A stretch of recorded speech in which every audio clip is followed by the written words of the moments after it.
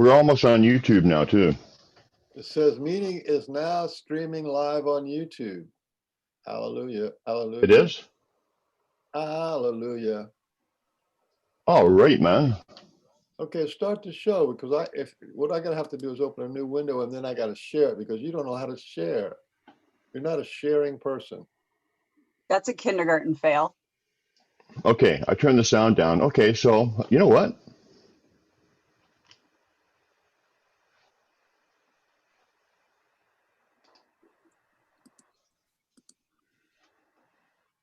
What? Start the show, Brian. Hang on a second, Beans. I'm having some issues here. You see? He doesn't know how to share. Okay, so we're on YouTube We're on YouTube. and we're on Facebook. We're on Facebook. You're on YouTube, I'm on Facebook, and we're all in this together. It is complete chaos. Hey, wait a minute. Wait a minute. There seems hear that? Wait a minute. That's the mating call for a Port Cunningham. Hang on a second, Beans. Beans, I've got the other show going on in my ear. Can you hear the other one? Can you hear the Facebook, YouTube one? I don't know what you're talking about, man. Oh boy.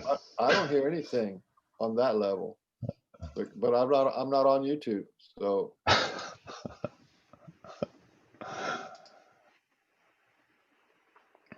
what I want to do is go to the Pork and Beans show. This is good. Well, at least we're recording it, so you know, the worst case scenario, we can just load it up and you know, send it out. Hey, now wait a minute. Wait a minute. This is the mating call. You know, I think I got an issue here. I don't think I can turn the sound down on the YouTube one and listen to this. Because when I turn the sound down on for Pete's sakes. Just start talking about the show. It's not even worry about it. What's that? Just start talking about the show and don't worry about it. Beans, I can't. I've got to take it off of I guess I got to take it off of YouTube because when I turn the sound down. Go to YouTube and turn the volume down on YouTube. You know, can I explain it to you? If it's as long as it's chaos, I'm good. Yeah. When I turn the sound down on YouTube, okay, I can't hear you live here for some reason. So I guess we won't be on YouTube. Well, you can just record it and put it on YouTube later. It's too bad, but that's the way it goes. Okay. We're on Facebook. That's the main thing, right? Yeah. YouTube and Facebook are not in sync. Got to pick one or the other. That's what she said. That's what she's got them both going on. And then click to expand. Okay. You can just record it and put it on YouTube later. It's too bad, but that's the way it goes. All right. So now, can you hear me? I can. Yeah. Okay, please start the show and give me a few minutes to share our Facebook Live across the nation, across the seas, across the world. Okay? And the universe. Yeah, you're failing at your job. First job is to take care of your guest and start the show.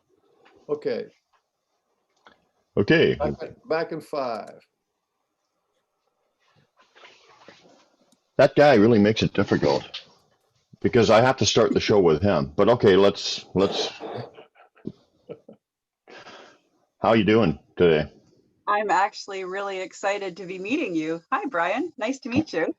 Who's that? I'm Port Cunningham. Oh, sorry. Mr. Port. I'm incognito. Well, so am I. Yeah, I don't think Coastal Chick was your birth name. Although you never know.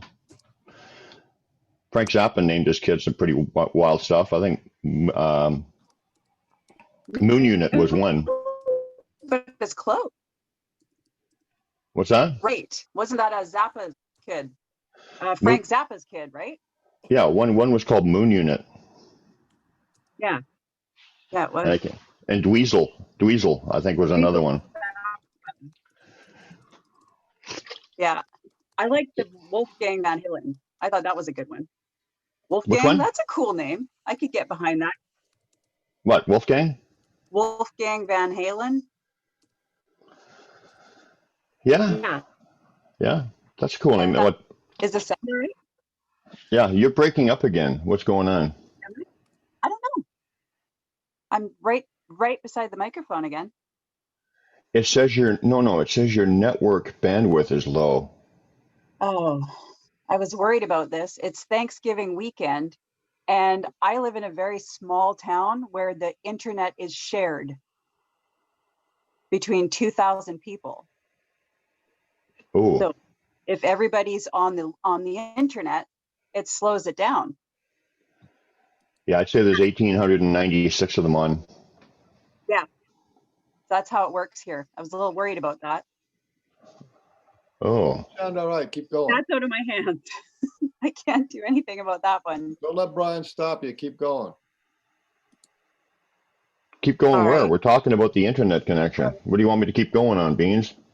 Hi, this is Mike. This is Frank Oliver Beans.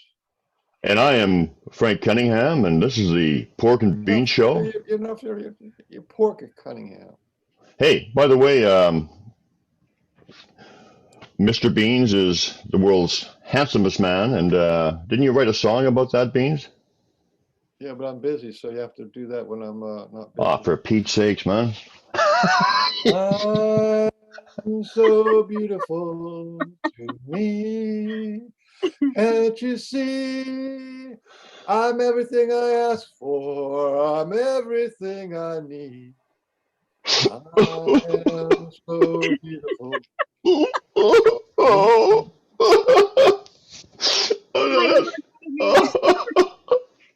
oh, that really cheered me up there, Beans. You're beautiful. Your beauty is blinding. You guys are hilarious. What an absolute beautiful voice he has. It's just like from the gods, from It the is. heavens. My dog just covered her ears. Well, yeah, I mean, she's never heard anything like that before, right? Wow. So it looks like Beans is, as usual, he's ruining the flow of the show. So let's just get into it. Tell All us right. about you. Tell us about yourself, and um, how did you get into the? How did you get into your wherever you're at now? I'm sorry. I'm All really right. good with words this morning. Yeah, I haven't had enough coffee yet either. Can you hear me all right? Yeah, I just woke up. Yeah, I'm there. Let's see, I'm coastal Vancouver Island, way up north. I'm in the middle of nowhere. I look Oh, out where is that? Where's that? up in like uh northern Vancouver Island, like the Campbell State area, facing the mainland. I'm way up there. Oh, okay. I know a friend who lived in Gold River. So Are you around the there? area. Yeah, I'm between like Campbell River and the Gold River area. I'm more north than Gold River. Oh, okay. So I'm a couple hours away from Gold River. So Because my friend told me there's a lot of Sasquatch activity up in that area, up in Gold River and stuff. He said he grew up with it all his life. So yeah. yeah, you do. I look out my back window and there's a mountain, and I look out my front window and there's a mountain. I'm literally surrounded. I can hear them calling in the mountains occasionally out my front door. Oh wow. Okay. So Well, I want to hear about that. I want to hear about that. But tell us how your first introduction to them, or when you became aware that Sasquatch was a real being. Did you say bean? Well, the first time I became physically aware, the first time I was physically aware, I was actually in Alberta. I was up in the Grande Prairie, Alberta area, and my family and I would go down to the O'Brien Park. And it was winter, and it was minus 30. And we'd had some fresh snow, and we went down to make a hole in the snow and have a hot dog roast because we're crazy. And we got down to the beach, and there was these massive human looking, like a barefoot human footprints in the frozen sand. I mean, the river is partially frozen, it's cold, and these prints were huge. They were far larger than my husband's wind, and they were sunk into the frozen ground. That was like concrete, probably a good inch. And I could not leap. My husband could not jump from print to print. And they left that frozen concrete sand, went straight up a bank and across the park, across the highway, and straight a mountain on the other side. And the snow was mid-thigh deep on me. I'm about 5'5", and there was no drag mark in between these massive footprints. I could not jump from them. They were just huge. And that was a real eye opener. So that was the first time I really became physically aware that, okay, they're here. I already believed they were real because of seeing the Patty film. I mean, you could tell that was a real being, but that was the first, wow. So then fast forward several years, I moved back up to my hometown, and we went camping, and I heard something walking in the bush the whole night we were there. And I had this feeling of being watched, and it was obviously a bipedal footstep. Yeah, I'm very rural, so I know all the animal sounds, you know, the whole story. I know what elk and deer and bear sound like. And they were walking around in the bush the entire night that we were there. And nothing scared them away. If it was a bear or a deer or an elk, the noises we made would have scared them away. So Wow. numerous kind of noise. Yeah. So then last year, my mom and I were walking down a favorite trail, and we heard a very distinct wood knock. And it was like, okay. 2 days later, we went back and walked the same trail and got a whistle. And I was like, okay, all right, they're definitely here in the neighborhood. And then my mom and my niece were walking the road beside my house and had someone following them, bipedal and large, following them in the bush at 10 o'clock at night in the dark, whacking trees as it was following them. Wow. Yeah. So literally right in my backyard. Yeah. Okay. My girlfriend, you know, this is weird. You want to hear something funny? Of course. She's typing me. She says she can hardly hear me. Weird. She says she can only hear Mike. She can hardly hear you and can hardly hear me. That's no. That's unusual. Really? Fine. I can What's hear that? both of you perfectly. Maybe it's just her. Okay. Well, so when was all this happening? How many years ago? This was last year. Oh, just last year. Yeah, Oh. this was just in the last year, last summer, fall.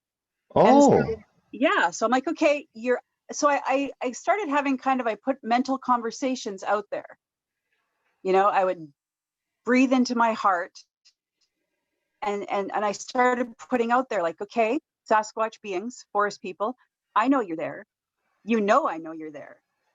I'm not going to go out and look for you. I'm not going to search for footprints. I think it's disrespectful. But I'm very curious, but I don't want to have any negative interactions with you. And I'm here. And if you ever want to communicate with me or share a message, I'm here. And I didn't think too much more about it. I just did that a couple times. And then I just in the morning, I'd send out a greeting, you know, good morning, happy hunting. And I know you're there. You know, I know you're there. And one day I'm like, wouldn't that be interesting if I got an answer? 3 days later, I was sitting in my living room having a cup of coffee with my husband. And all of a sudden it was like a tractor beam, like a beam freezing me in place, going from the mountain across from my house to me, and I couldn't move. I was frozen in place mid-conversation, and I hear this tremendous voice in my head say, I see you. Wow. And at that Uh, point, at that moment, I saw my entire inside of my body. I saw my heart beating. I saw every organ. I saw what the inside of my body looks like. It was the most humbling experience of my life. And I was frozen. And then like that, it was gone. And I just turned to my husband and I was almost speechless. It was like, you know how people like, describe like that predator type of thing? You see Yep. the predator movie and the predator could see his prey and he could see them in infrared and their hearts beating and everything. Hmm. That was me. And I was like, wow. How are you seeing it? In your mind's eye? In my head, it was a whole mental picture. But the Right. interesting thing was is I couldn't move. And I knew where it was coming from. It was like up the road, across the road, and up at an area in the mountain that I've never even looked at. I've never noticed. I look out my window and I see mountain. so it would be like 5 kilometers, 2 kilometers? What do you think? What do Oh, you think? maybe a couple kilometers, maybe right there. And then it was like being under a spell. I couldn't move, and then it broke, and it was mind blowing. I was very shaken for the next few days because obviously nothing like that had ever happened. And that was the only message I got was, I see you. And I was really shaken. I was like, did I just lose my mind? Or am I now prey? And it took a little bit to realize that the reality that we think that we're so secure in our buildings and our areas. I was sitting in my house and there was like, it didn't matter that there was walls of any sort. So a couple days later, I my husband was having a shower and it was nighttime and I was sitting on my bed and all of a sudden I started getting mental images in my head. And they started to tell me, and I could hear like it was, I don't know if it was all like words or images or feelings all combined, but they started to tell me that they are starting to wake up mankind, that they're trying to do it. It's urgent, but they don't want to shock people. And they showed me that, like they showed me that they could see, they showed me my entire street. And it was nighttime. They showed me every person in the houses on my street in like an infrared. I could see all of my neighbors in their houses. So you're saying Wow. do you feel that the Sasquatch can see into from miles away or kilometers away? They can see into people, into their hearts, into their homes. Do you feel like that's a possibility that that's happening? Absolutely. Absolutely. So they showed me that they showed me all these people. And then they showed me that it was like I was up in the sky and it was dark and I could see lights of the world. And they told me that that was all the people they had to wake up and that it was Wow. a huge task. And Amazing. that was that was sort of the end of it. And for that night, and I was just, like I said, I was really shaken. I was like, am I having a mental episode? Because I've never seen people in their houses, like their heartbeats and their energy. And I could see people's electronics. I could see if their TVs were on. I could see people and if their TVs were on. And they Have were you telling me that, have you retained any of this since that? Can you do that now to some extent, or no, anytime I've had an interaction with them, the effects of it last about an hour. okay? It's Yeah. and Mr. Beans actually gave me a really good insight later on. So that was kind of the start of it. And it was pretty mind blowing. So then I started to get The next time, let me, before you move on from this, this is just mind-blowing, fantastic. When you had this view of the whole world or the whole region, how many people did you get the feeling that needed to be wake up? like they said, like the stars in the sky. Stars in the sky, they said. So many people. Oh, so many people, yeah. Like the stars in the sky, yeah. Right. How many people do you know in your neighborhood? Can you phone them and tell them to get off the internet?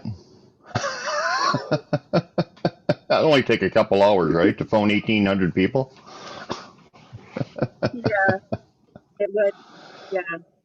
Well, that's it's just so amazing how diversified, like it's basically exactly what I've been taught too, whatever, but it's just like in a unique way with you. That's amazing. It's just like there's just unlimited the ways that they can reach us and interact with us. And I mean, what happened to you is unbelievable. It's great. Yeah. Well, I feel that way now because I've had numerous positive experiences, but that first time that mind speak in my head it caught me off guard and it was so scary. Yeah, but let me ask you though. You said that okay, you haven't maybe carried those abilities forward. I think in my case I have somewhat, but I was definitely changed. Like when I had my Love Zap, which is basically kind of like what you had, except different. It just like you had the feeling of connection and stuff, right? When this is going on, I was never the same after that. Totally changed. So you must have been changed. Oh yeah, I definitely have some things that have happened. I have definitely had my connection with animals amplified, absolutely amplified to the point where I feel like I'm reading their minds. And with people, the most recent experience left me with a stronger psychic ability. It definitely amplified it.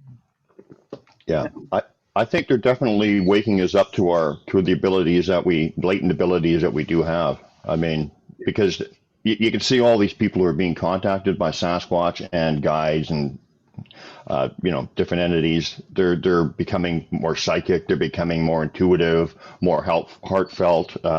Just totally changed. So yeah, it's beautiful. How exciting what you're saying. What you're saying is so exciting that we want to like talk over you. But why don't you go back to the chronological order of like, well, at the end of the having the vision of everybody in the neighborhood and the big voice in your head and seeing them a couple of kilometers away.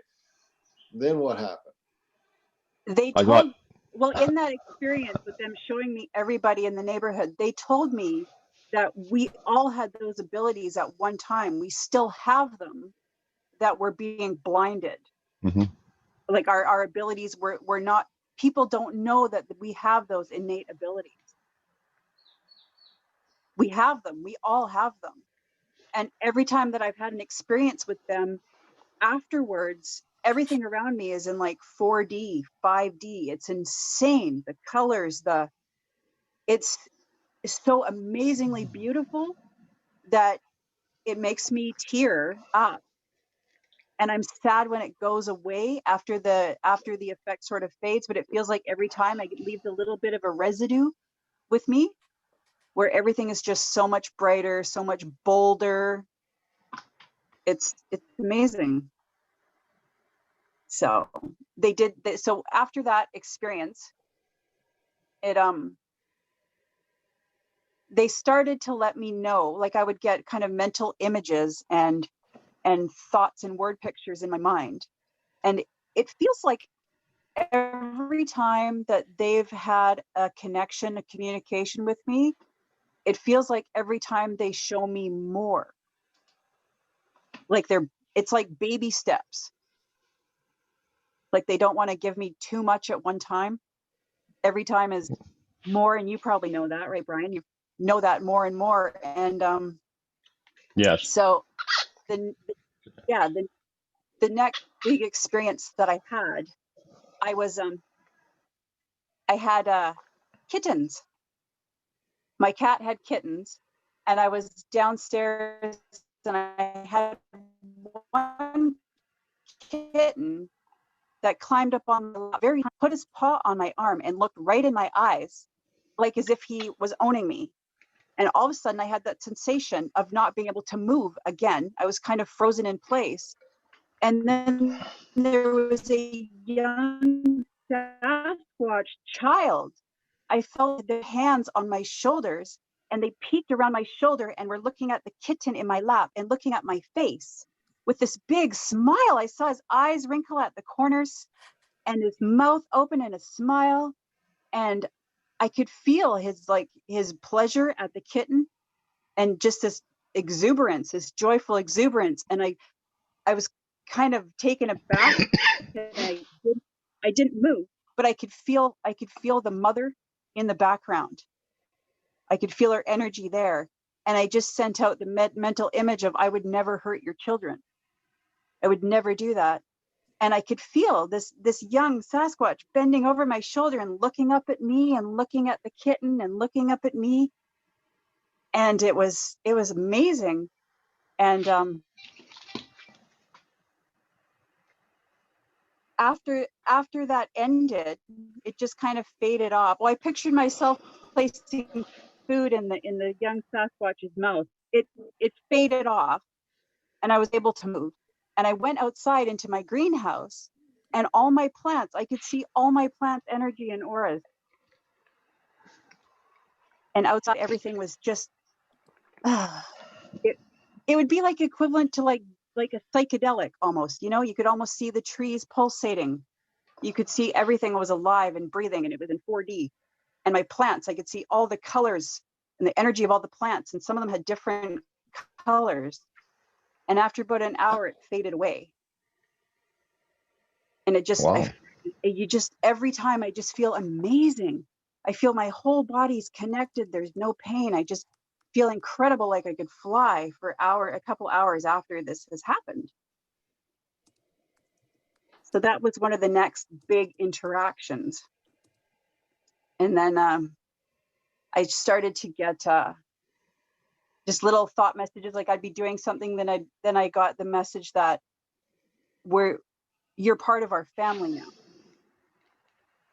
We always see you. We always know where you are. You were always connected. And they showed me a mental image of them as white lights with a light string attaching each one of them and then attaching to me.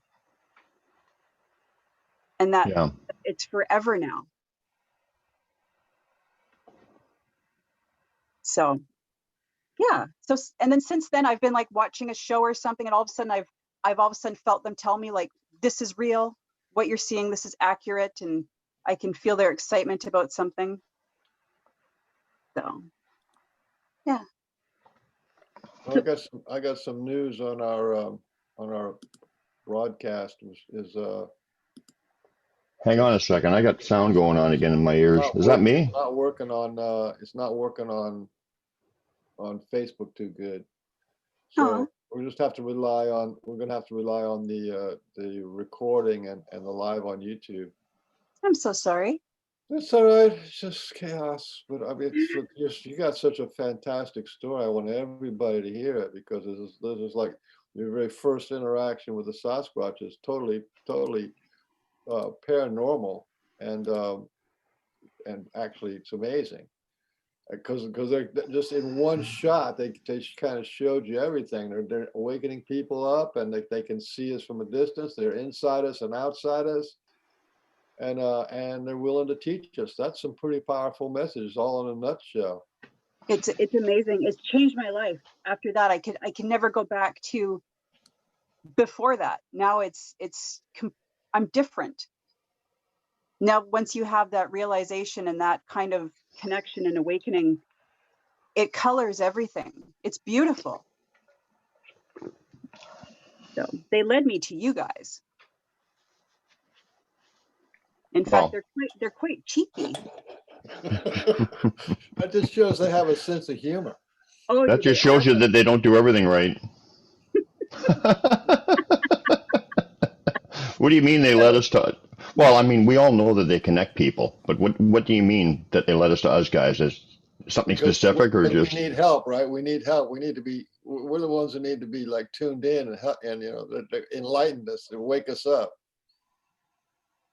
Well, But actually, it was I was watching Rachel King's one of Rachel King's videos, and from Into the Veil. She's on your channel. I love Rachel. She's amazing. And I saw a comment that Mr. Beans had made on there, and I thought, this guy is exactly in the headspace that I'm in. He knows like what I'm feeling right now and the experiences that I'm so sorry to hear that. I'm sorry if am so beautiful to me. I'm sorry you got cursed with a bean brain. So okay, so you saw Mr. Bean say something intelligent. I did, and I had this push that I needed to contact him. I went to his page and watched his videos, and then I watched your guys' videos, and I went, you know, it felt like it was being a nudge being pushed, and it was it was amazing. But so I kind of messed up chronologically. After I had that experience where they said, "I see you," and I was thrown off. A couple nights later, I went out, I opened my back door to let my dogs out, and it was really late at night, and I heard just outside the perimeter of my yard, about 50 feet away, I heard about an 800-pound owl. And then I went, that's not an owl. Yeah. Yeah. Yeah. And then a couple days later, I went out, and it was about 5 a.m. This is an unusual time for me. I don't get up at 5 and let my dogs out in the backyard. This is very unusual. Summertime, I open it, and as I open the back door and I step out on my deck, this perfect, beautiful rock bounces off the platform at the bottom of my stairs. It came out of the bush where the owl sound came from previously and landed right at the platform. It just tossed perfectly. So I went down the stairs and I picked it up, and it was exactly the rock that I would have picked up if I'd seen it on the ground. It's absolutely perfect. It's beautiful. It's round. Oh wow. Sparkles. It is just gorgeous. Wow. Wow. Nice. Kind of greenish. Yeah, it's like greenish with like these beautiful black sparkles on it. Yeah. And I picked it up and I said, thank you. And then another time I was out in my yard and I was painting, and I felt somebody watching me, and I looked up, and there's a big evergreen to the side of my yard. And this is about 50 feet away where I heard the owl sound come from. And I thought, wow, that tree, the base of that tree is huge. I don't remember it being that big. It almost looks like 2 trees growing there now. Huge.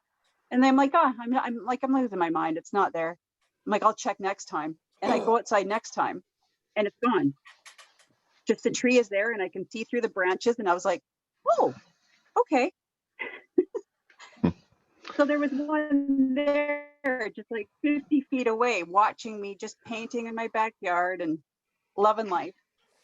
They have told me that one of the reasons why they have connected with me is because of my connections with animals. I've always had a connection with animals. Even as a child, stray cats on the side of the road would come up to me and let me pet them. It's just always been that way. Makes sense. I used to know. Yeah. So they told me that. It's hard to tell it all in chronological patterns because there's been so much. When you had sent me I think it was Mr. Beans that sent me a thing saying you should come on the Pork and Beans show. I was really excited, and I saying to my husband, I'm like, wow, I'm like, I get to be on the Pork and Beans show. And then all of a sudden, I love you guys. You guys are amazing. I love you. Oh, you got a message. You got a message from Maureen Johnson. She said, being led to what we need. I'm living this in baby steps and needing to see and hear Coastal Chick right now. So you're having an impact on right now. People need to hear this. Yeah. Oh, great. Yeah, so I was excited and I said that to my husband, and then I get this, and I said, I'm like, that's too peoply for me because I'm really an introvert. I hang out with my animals. That's it. And I hear this voice in my head going, "You think that's funny? We're going to send you to conference." I was like, "What? What do you mean you're going to send me to conference? What are you talking about?" And I just get this kind of this, I can hear this Sasquatch laughter going on in my head. And I'm like, nope, I'm not ever going to do that. That's too much for me. That's too many people. I'm not comfortable with that. And I went outside and I'm like, I started painting because we're painting our house, and they're like, "And you're going to sell your house. You're going to sell it for this much." And I'm like, yeah, because we're going to sell our house and build a tiny home so that I have more time to go out and be with the Sasquatch, because I feel like they're guiding me somewhere. And then I had this aha moment. And I'm like, is this what you had in mind when I heard that wood knock and that whistle that day, those days? And I heard this really sheepish laughter, like busted. And what you said before about no space, no time, they knew I was going to be walking that trail. They Oh knew yeah. what plans they had for me before it happened. All this whole idea of me selling my house and going into a tiny home so my husband can retire, I thought that was all my idea. Yeah. And it's not. No, I've just for the no space and no time, I've had stuff happen 5 years before that they knew I was going to find 5 years. When I found it, I said, "Oh, okay, that's what they were doing." So there is absolutely no, they don't follow the 3D rules of no space and no time like we Keep do. going. Keep Yeah. going, Coastal Chick. So then You're on a roll now. Keep rolling. so I'm just I'm hearing this in my mind, like, really? I thought this was my plan and this wasn't even my plan. Like, you sneaky buggers. So I'm just processing this. And I walked into the house to do something. And I was given these little thought cards from a friend that, you read them every day. They're a positive affirmation of life. So I'm walking away and I get this message, "Go read your card." And I'm like, no, I don't. I had a sore ankle. I'm like, I'm not going back there.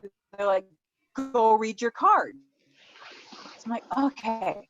So I go back over there. I pick up a card that says, "Relax, trust in something greater than yourself." And I heard this laughter again in my head. And I'm like, oh man, just cheeky, cheeky. And I realized then that whatever plans that I think are my plans, they're not necessarily my plans. There's something bigger going on. There really is, and I had an experience, which I think I told you about, Mr. Beans, when I'd had a rough week and I was really caught up in a lot of the American politics and what was going on. And it was really affecting me, the negativity, and I was sucked into that trap, and it was really messing with my energy. It was bugging me, and I had a relaxing time. I had a bath. I went laid on my bed. All of a sudden, I felt that feeling like I couldn't move, and I thought, "Oh, here we go again. Here we go." And then I was on a mountain, and I was on a Sasquatch. I felt my head on their chest, and an arm wrapped around me, and I could hear. I could see the dirt and the pine needles on the ground, and I could see over the edge. I could see a mountain, or I could see the ocean down below, and I could hear the waves, and I could hear the wind moving the tree branches, and I could smell everything, but I couldn't move. And I was so warm and secure. And then I hear this voice in my head saying that all of that stuff that I'd been caught up in, that's not real. It's smoke screens. This is real. The ocean, the trees, the earth, our connection. This is real. This is forever. That is garbage. Calm your soul. And I was held, and I felt the most immense love that I just huge. And I don't even know how long it lasted, but at the same time, I was fully aware, like with the baby Sasquatch, that I was in my house on my bed, yet I could see all of this right in front of me and smell it and hear it. And then when it was over, I was surrounded in this bright gold yellow light. And that, like, I could, my whole area in my room where I was lit up in this light. And then it faded off, and I was just like, wow. And then I heard my husband come home, and I came out of the house, and he looked at me and he stopped in his tracks. And he said, "What happened?" He said, I was taller. They had healed a spinal injury in my back. I was taller and my eyes glowed like I had a light bulb on in my eyes until the next day. I didn't even go near people. I was scared to go near people because of the light that was shining out of my eyes. It was Wow. the most amazing experience. So you're saying you had an actual healing where it healed your spine and you grew up an inch or two or something? Is that what you're saying? A Sasquatch healing? Yeah, I was taller. A Sasquatch healing. The pain that was there in my back for the last 10 years was gone. And I was taller and my eyes glowed like light bulbs were on. I just had this whole glow to the point where I didn't answer my door for the next day. And So so you're that was taller right pretty now? intense. You're still I taller? haven't measured myself. Yeah, yeah. I Nice. stand way straighter. That pain that was there is gone. So, but when they said the conference thing, I was talking to my husband later on after that realization. I'm like, those cheeky buggers, they had this planned the whole time. I said, I'm not ready for that. And my husband spoke to them, and he's like a ex-military, very Capricorn, very down to earth. And if he hadn't seen me taller with glowing eyeballs, he probably would have been fairly skeptical. But he loves me and trusts me, so he's taking what I'm saying and my experiences for fact. But that blew him away. So then he started talking to them. He's saying, well, you know, guys, you couldn't have picked a better ambassador because she's smart and she's well spoken, and good job. And I said, hey, that's not funny. Don't you gang up on me. And they sent a mental image to my head for him. They showed me getting pushed onto a stage like vaudeville with a big black gloved hand pushing me on and me stumbling onto a stage. And I could hear them laughing. And I gave him their message. And they just, I felt like I was just part of a big joke from all of them, from him to me. They're cheeky. They're just amazing. Well, it sounds to me like you're going to be doing some conferences. Not if I have anything to do with it. Uh, I think you Yeah, will. but but if it's for your own good and you're going to love it, they don't care what you feel like now. Then when it's happening, it's going to be for your own good and you're going to love it. That's why they're laughing at you. They're quite cheeky. One night while I was cleaning up the kitchen one night, and I was like, oh, I haven't heard from my Sasquatch family in so long. I'm like, maybe they're gone from me. And I was feeling sad. And then I heard this female voice in my head going, no, you just don't need us right now. You don't need help right now. You're good. We're busy. And they showed me that they were in it looked like a forest somewhere nearby here. And they showed me, she told me that they were going to look for a plant, something to do with energy from that plant. They were looking for it. And I could see an area where they were, and it was really low carpeted of greenery, and it was under really big trees. There wasn't a lot of stuff growing other than this carpet of greenery. And she was just really cheeky. I'm like, oh, well, I feel better now that you've communicated with me. And I got this very cheeky, well, of course you do. Oh, you're cheeky. So how long were they gone for? And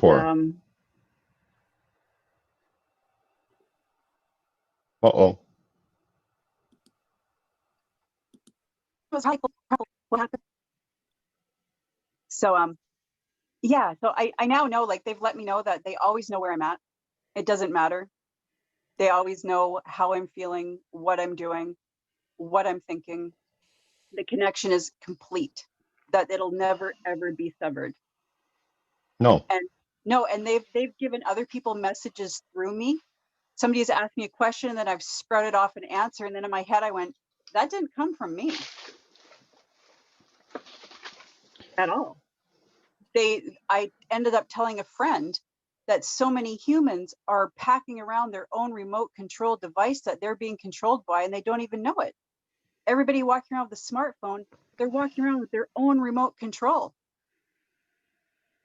They don't Yeah. even realize it. Thank God I'm not smart enough for one of those phones. Never had one. Yeah. But So have you found, I found early on when I had lulls or whatever that when I came out on the other side of them, it was like it was in a simulation period almost, like I had a deeper understanding.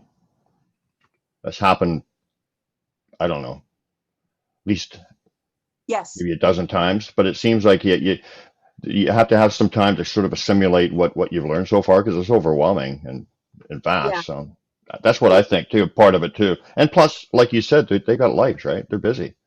Yeah. They actually have terrestrial lives. Yeah. There's so much going on. Like, I'm just waking up to more and more of it, and but the amazing connection I felt from them. Like, one day I was sitting in a chair and I was reading a book, and all of a sudden I felt the feeling of a giant hand just very tenderly cupping my head, like you would do to a child that you love, where you'd put a hand on your head and just held my head with this intense feeling of love and tenderness, like I was a goofy little kid that somebody was really affectionate towards. Yeah. And then it was gone. Yeah. It's interesting, how they do different things with different people. Like I've had literally thousands of experiences, but I've never ever been touched. But I've been camping with people who generally get touched. That's one of the things they do with them, and they were touched, when I was there, but I've never been Oh, touched. So it's interesting how they, for whatever reason, they kind of mix it up, give you different things. Yeah. yeah. Yeah, it's really different. My last experience with them was so big, I'm almost scared to talk about it. I'm just, it was so huge. It's Halloween. We can No, take it. seriously. Halloween is coming. Holy crap. Let's get spooky. Mr. Beans already knows about it. I told him after it happened. Am Yeah, I going to be am I going to be scared? you should be. Okay. Holy crap. Sound went Let off. let me fasten my seatbelt and let's hear it. Well, that's when the sound will go out, right? See, Beans can't take it. He's got to go. Oh, he doesn't have much Hi. stamina. He's the world's handsomest man, but he's got no stamina. Holy kule kule male.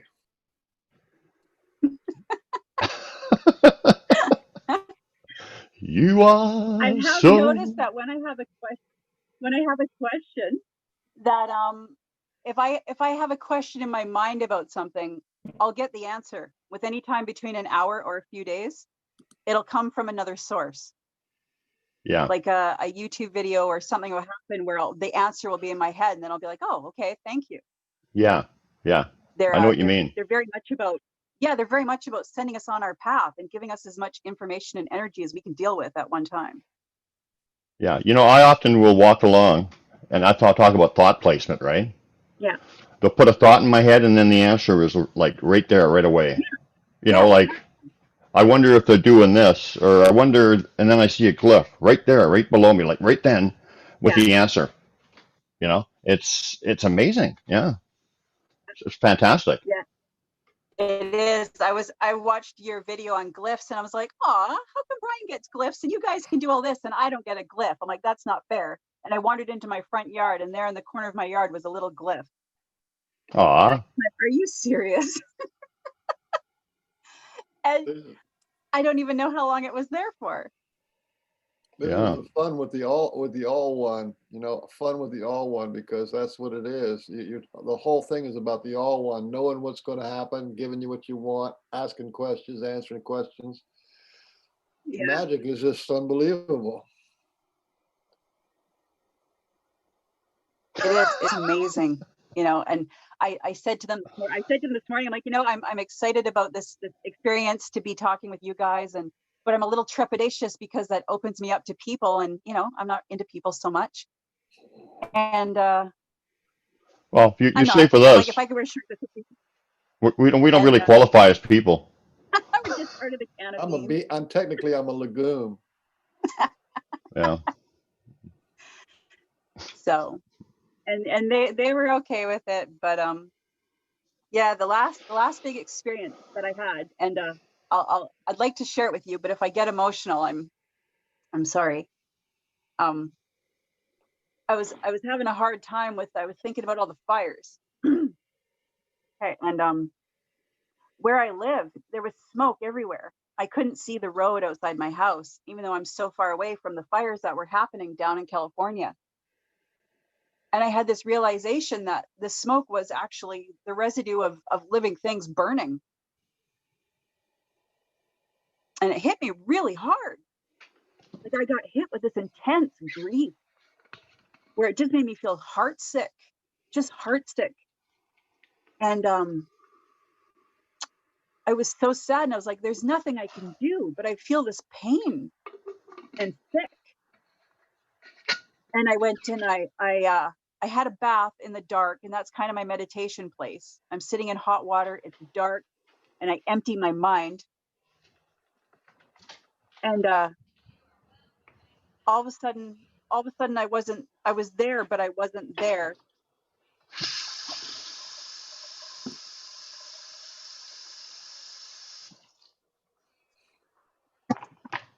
I was sitting in the dark on the ground somewhere,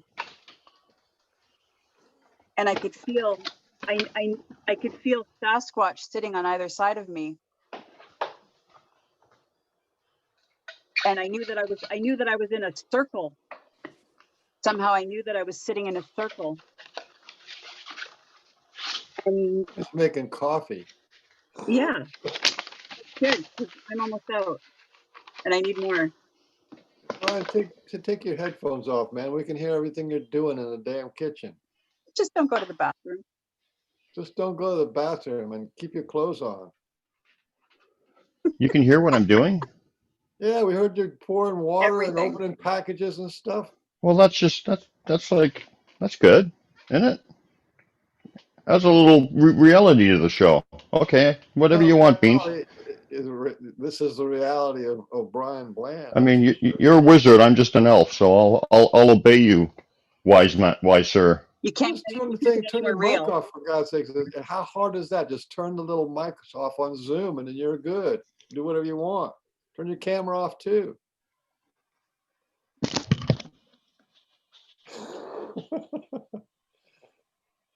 All right, back to business. Should I wait for him or no? No, don't wait for him. So we have sitting 10,000 people on the going to ground. be seeing this right now. Okay, now you're scaring me. So I feel that I'm sitting on the ground. I'm pretty sure we got 5 people watching. Hi, 5 people. Sitting on the ground, and I can feel a vibration coming through the ground, through my body.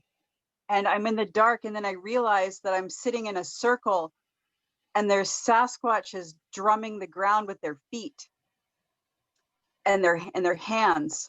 And I can feel it. I feel it like I'm sitting on the ground, like I'm doing it, but I'm not doing it. And Mr. Beans, you gave me the insight that I was maybe in a Sasquatch,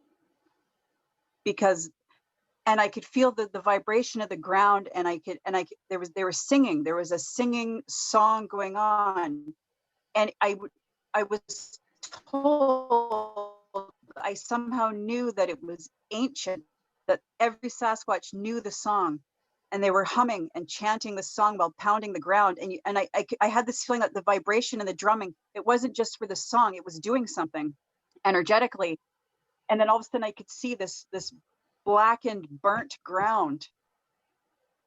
And I was feeling these waves of energy come through my body to the point where I didn't feel like I could physically handle it anymore. It was so huge. And I could feel it rocking through my body. I could feel the vibration of the song rocking through my body. That's Brian It, Peeling. Brian, turn off the damn mic for, what's the matter with you, man? What is the matter with you? You want everybody to pee, you hear you pee. I'm pouring my coffee, man. I'm trying to hear the story. Just If I turn off, take my, then turn I off. can't hear. Yeah, but You then I can can't hear, hear the story. if you mute your mic, you can still hear the story. Doesn't turn How off. can I hear? How can I hear it without my headphones on? Just mute the mic on Zoom, man. What Zoom. mic? It's Zoom. You have a mic button on Zoom. Turn it off, and then you can go do whatever you want without bothering the whole nation. Sounds like peeing. You're peeing into a cup. Yeah, see, that's good. Now that's perfect.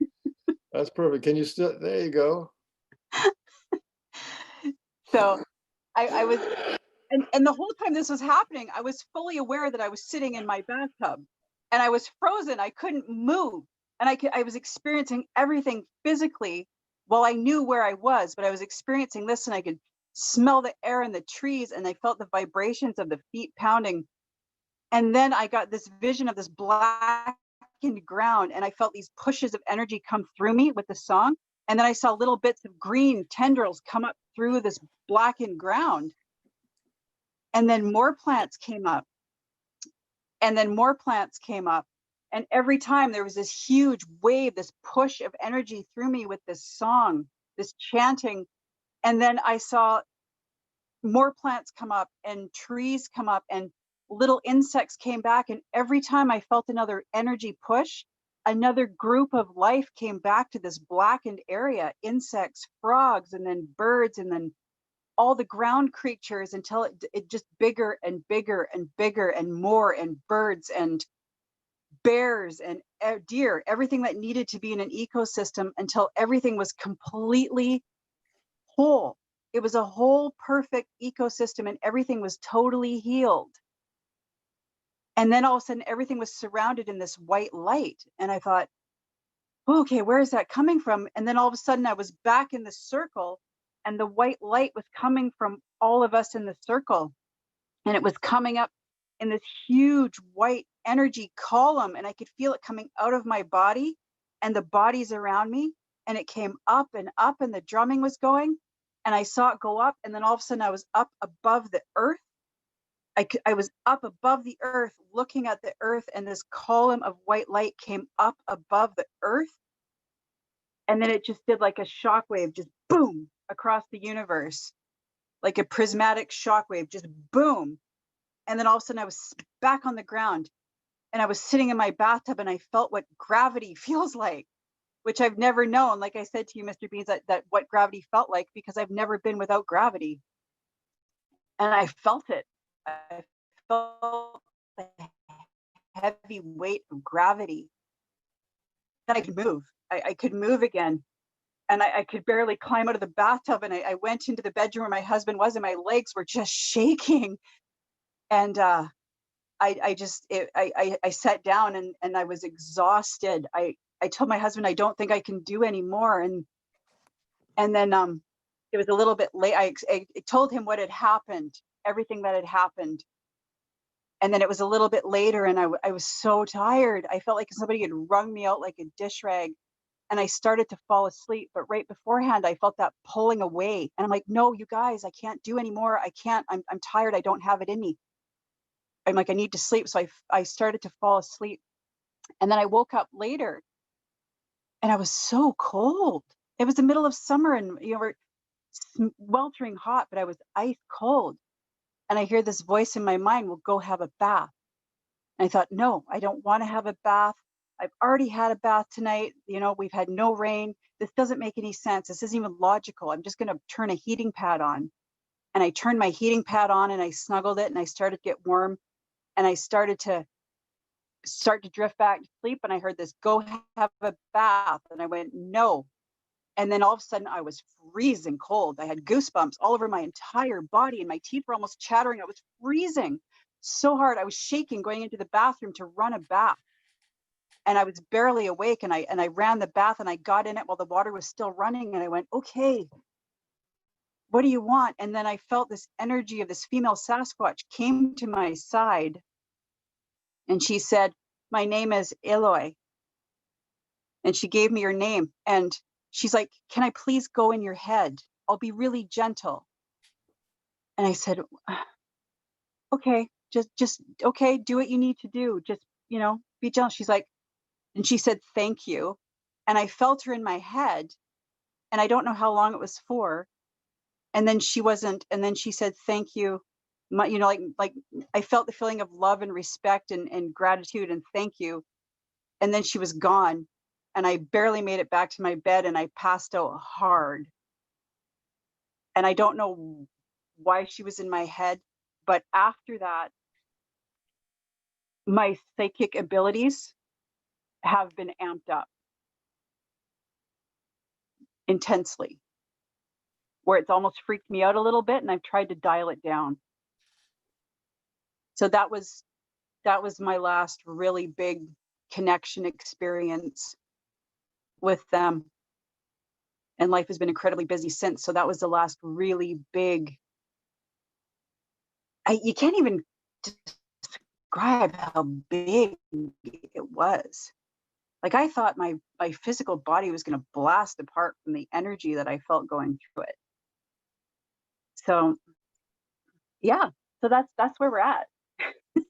I think that's a real experience that you're having.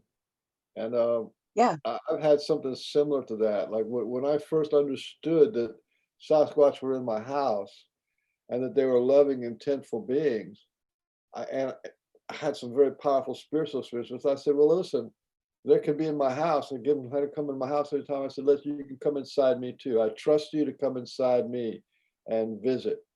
And when they do, and that's when the real magic happens, when you have that level of trust. And that's amazing that you have that level of trust.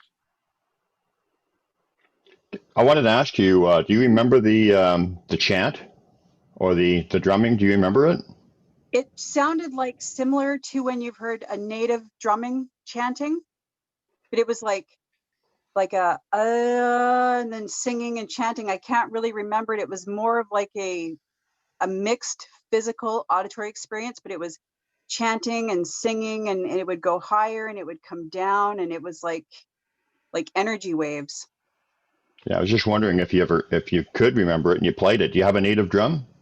No, I don't. But after that experience, when I came out of after that had happened, I went out of my room and I went to pet my dog, and she was terrified of me. This is a dog that I can't move without tripping on. And I went to pet her, and she pulled her head back, and I could see the whites of her eyes, and she was shaking. She didn't want me touching her. But for like a couple hours after that, for an hour after that happened, before I was too tired and I had to sleep, the energy that was pumping out of me was incredible. But my dog was so scared of me. She wouldn't come near me. So Mr. Beans thought maybe that I was in a body of a Sasquatch experiencing this, which would explain why every time I have an experience, I feel like I can't move. I'm there, but I'm here. I see everything that's in my house or what I'm doing, but I see everything else like it's in front of me, smelling it, feeling it, seeing it. So yeah. I don't really have to say.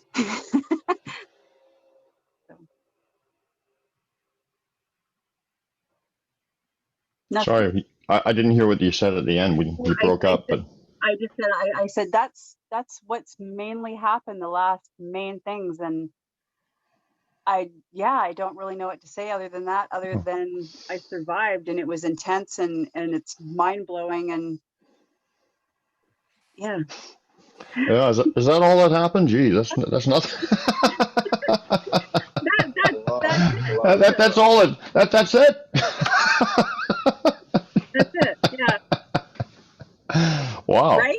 Like they left me hanging. you, that was a major cliffhanger. And then I haven't really had any communications so much since. Nothing like that.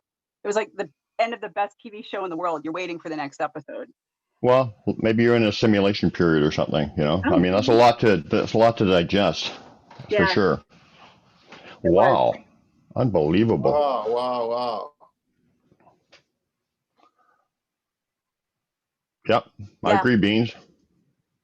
So, how many times have, I mean, not, you know, it's not really that important. I feel like this isn't your first time with Sasquatch. You know, this is not like, you know, your newborn spirit on the planet, and they just like picked you. No, this has been going on a long time before this little body happened. They know I you. think so. I think they've known me. Yeah, they've known me for a long time. Yeah. I feel Absolutely. like completely integrated. Absolutely. That's why they give you the good stuff, and me and Brian, you know, they just show sticks and stuff. That's all we get. Well, I wouldn't say that, but her story I'm is joking, okay? her story is fantastic, though. I mean, that's some pretty amazing stuff, you know, by anybody's standards. Pretty amazing stuff. So, Yeah. just how many times have you seen them in the physical? I mean, that's, you know, with what you told us, who, you know, like whoopee, but just for interest sake. In the physical, just that one time when I was outside and I saw one right 50 feet away in the tree beside my yard. Yeah. And I could just see a big, dark, huge, dark shape in behind the tree branches. Well, that's And still the feeling of that's still within a year, though, right? You've Oh, only yeah. been, yeah. Yeah. I mean, that's this yeah. year. It took me 3 or 4 years before I saw my first one, and I was in the woods almost every day. You know, so. Yeah, well, I remember I've that never seen one yet, and I don't ever go in the woods. Well, you're looking at one right here, Beans. I'm a Sasquatch. But I have, yeah, you're absolutely, you're about 3/4 Sasquatch for sure. You know, that's the thing. You know, they come to you across I time live in and the woods. space. Yeah. Yeah, they're You there. see, All I have to do is just close my eyes and reach out with the mental finger, and they're there all the time now. yeah, it really is a step up when you actually habituate with them, when they're like right in your backyard and stuff and living right there. Some of the most amazing stuff happens. Like, Yeah. yeah, But like they've said, they've shown me that time and distance is nothing. It's nothing. They're no, always there. They always know where I'm at. They know everything that's going on. Example, it sounds kind of funny, but I like watching Steve Isdall, How to Hunt. You guys know who he is, I'm sure. Yeah. Yeah. So I got to meet him one time, and it had nothing to do with Sasquatch. He came into where I worked and we were chatting, and he just had this great energy. And then not too long after, I saw his first video when he started talking about his Sasquatch experience. And I went, hey, I know that guy. I met that guy. And I didn't realize that he'd grown up on Vancouver Island. So he's gotten just increasingly more involved, and he's learned a lot of stuff. And the Sasquatch told me when my husband and I were watching one of his videos that they've chosen him. He didn't know it yet, but they are fully aware of what he's doing and behind it. And I said that to my husband, and then it was a couple of videos later, he says, well, I don't know why I've been selected. And I'm like, oh well, he knows it now. So what are they saying about Mr. Beans?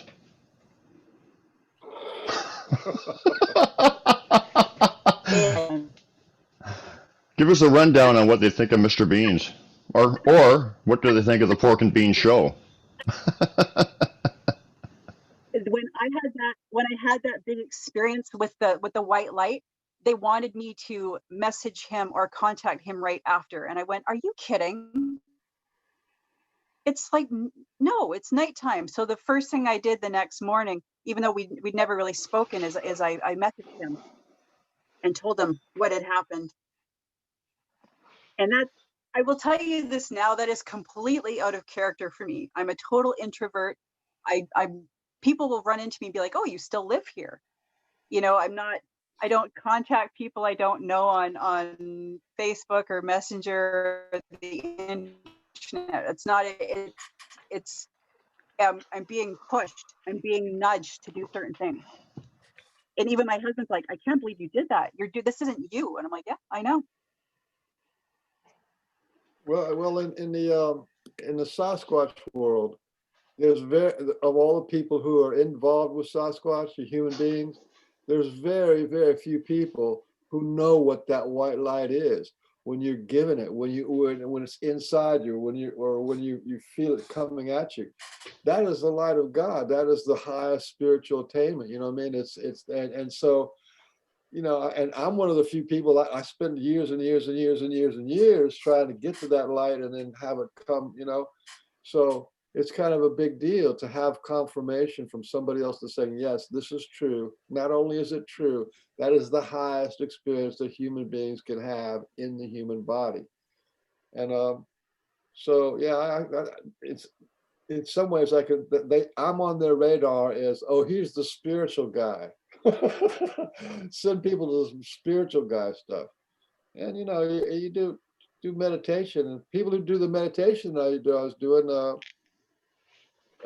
they can have experiences too. So, you know, it's all good. It's all one. And what you said before about how if you're friends with the Sasquatch, then your friends are their friends by connection. So people that are close to me have now had experiences when they're with me, like tree knocking, animals doing strange things. I thought of you the other day, Mr. Pork. My husband and I went down to the creek to watch the salmon spawning, and we were by ourselves, and all of a sudden this raven landed in a tree, and he started talking and whistling and popping noises and going on. I didn't have any idea that a raven could use so many sounds. And this went on for 20 minutes, and he flew from 3 different trees around us and yelled at us with like, he was like clacking, popping, whistling, wooing, all these sounds that I didn't know a raven could make for 20 minutes. And then he finally flew off, and it was mind blowing. I've never even heard a raven do that many sounds, and it went on for 20 minutes, and I've never experienced that beforehand or since, and I couldn't even find the equivalent online anywhere. So it made me think of what you were saying, Mr. Pork, about your raven experiences. And Yeah, quite often when the ravens are around, the Sasquatch are right there, or they'll be looking through the eyes of the raven. So, yeah. Where did that's what I Mr. was thinking the whole time. You see, I told you this guy's got no stamina. Look at him. He can't stay in there for the whole 9 yards. Yeah, Tempe, you want to watch? Or you? Well, how come we can't hear you peeing? You could hear me do everything. Well, because I'm talking to you, because you get insecure. Don't be insecure. I will be back. Don't be insecure. We'll still be friends when I come back. I'm not abandoning you. No, in fact, you can't get any more sharing than that, actually. It's very intimate. You know what you should do, Coastal Chick, is you should, well, you'd have to get a little better internet connection, I think. But you should just start doing some live videos or record stuff and just put it out there or something with your stories and try to share that way. Really? And open up. Well, yeah, and then maybe you can get the confidence to do it live at one point. You know what I mean? Because you got some amazing stuff to talk about. I don't think it's so much confidence. Yeah, I don't even think it's so much confidence. It's just this like, I'm being pushed. Like they're pushing me. It's not even a choice thing. They're telling, like they're saying, you're going to do it. We'll give you confidence. You can do this. We're behind you. So. Well, it's going to happen then. Yeah.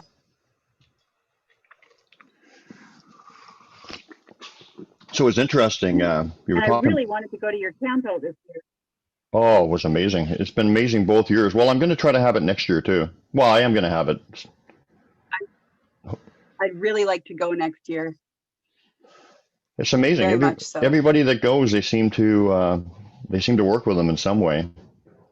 Mm-hmm. They even had a guy who his sister was quite far along her path, and she had just amazing experiences. But she brought a brother along who had just started having experiences about a month before, and he had some incredible experiences there, and they're continuing. And I know exactly what you mean when you say, that people who meet you or whatever, or that you connect with or talk to, they start having their own experiences. I find that too. That's very, very true. It's like, Yeah. and of course, they connect us to the people they want us to connect with. So Is my absolutely. Absolutely. I thought that my idea of putting a tiny house somewhere and having more time, I thought that was 100% my idea. And they've since let me know that no, actually, we've been pushing the whole time. We're freeing you up. We have plans for you. And I'm just like, you can't fight it. You just got to say, okay, because it's so much bigger than me. It's so much bigger. yeah. Did you see? By the way, I went back to the place where I had the camp out a couple days ago, and I got a beautiful, beautiful videos and a picture of an owl, a barred owl. He was. Yeah. I was walking around my area, and then I just came back and I sat on the picnic table in the enclosure there where we sit when it's raining and stuff. And I looked just across the field, 20 yards away, and there's this. What is that? And it was a barred owl sitting right on this post. It was just. It felt really. Yeah, it just felt really connected, like, and they're amazing birds. He was just a little guy, but As- It's all amazing. Every time it seems that every time someone comes with me and we're out, well, I live in such a rural area. You know what I mean? Like I can go to any river, ocean around me and there won't be anybody there. There's more animals than there are people. And some people, when they come with me, we have the most wildest animal experiences. Like I'll say things like, wouldn't that be awesome if we saw a bear? And then out walks a bear, wow. or wouldn't that be great if a pod of whales came by? And literally a pod of whales comes by. I'm starting to get teased like, maybe you should buy my lottery ticket kind of thing, where just intense, really different animal experiences happen when people are with me. I don't know why. Just is what it is. Well, I think you do, but you just have to think it through a little bit. Well, you don't think about it in the moment. You're just blown away by the experience that you're having. Then when you start to reflect back and you get feedback from people, you realize that it must be connected. Yeah, it's funny too because animals obviously, I think the true universal language is energy. Words can deceive and or be misunderstood and whatever, but energy, if you understand it and you can read it, it can't lie. I mean, even bad energy, you can interpret it. So, but I mean, people who have really, really good energy and whatever, or You do like li- on this living it. property that we have, we've spent the last few years just building tons of organic gardens, and we have animals. We raise animals. I've got about 100 animals out there right now, and they're all completely. Every one of them is there, and the Sasquatch told me that's one of the things that they like is Yeah, the focus here where I'm at, and between my husband and I is just trying to make the best environment for everything around us, for bees, for insects, everything around us. It's just I've had people come here and they cannot believe the birds that come to my property. Birds that aren't local to our area have showed up here and be 10 feet away from me. I've had a pigeon come down and land 5 feet away from me, and I laid down on the ground and it fell asleep, and then stayed at my house for a month, walking around my feet and stuff. Just it fell asleep. it fell asleep in my house for a month Your with my other connection, animals, and it would walk around my feet and I'd feed it. I think your everybody must connect. be turning their Netflix on. Yeah, you're getting really, really bad connection now. Yeah, I'm sorry. I think that everybody must be awake and moving around and watching TV and stuff. Oh well. Yeah. Hopefully we can get enough of it because it's amazing. But like I was saying, I guess you didn't hear me. I guess you cut out or I cut out. But like energy, I've heard of people. Yeah. This is weird. Like this is really strange, and it doesn't even make any sense. Except it does in context to now. But I heard two people tell me in the same week that they had cougars come up and sit right beside them in the wild. and not bother them. Just sit there because Wow. I guess because their energy was so Yeah. calm and I mean, animals communicate with energy, and we do too, but we understand it not quite as much as they do. I mean, that's how an animal will either like you or not like you, right? Like they instinctively like you or they don't. And it's usually, like a person who loves animals has high energy like yourself. Uh, they they connect with, and people who don't, they might snap at them or growl or whatever. So it's just so true, right? It is. Actually, I got a funny story for you. I came home from shopping. I'm about an hour away from the next town, like the city where there's stores. Basically, I'm an hour away, and I came home and I checked my livestock, and one of my Muscovy ducks had a couple inches of something hanging out of his beak, and I thought, okay, that's not good. So I went out into the back field and I was trying to chase him so I could grab him and pull whatever he was choking on out of his mouth, Hmm. and I couldn't get him because he was running for me. He ran around, and one of my other ducks, she looked at me, she ran over and she jumped on top of him and held him down so that I could pull this big long piece of plastic paper, out of his beak. And then she hopped off his back and chirped at me. And that was the experience. And I was just blown away. Oh wow, that's Yeah. unbelievable. Yeah. Oh, that's nice. Yeah, Lakota. It's a Beautiful. ceremonial rattle. My First Nations friend gave it to me. This was used in a lot of ceremonies. It was made in 1971. Wow. I'm gonna take this out in the woods, I think. Except they're pretty neat, eh? Yeah. That's awesome. That's I'm gonna awesome. I'm gonna do a ceremony for exercise, Mr. Beans. Loud.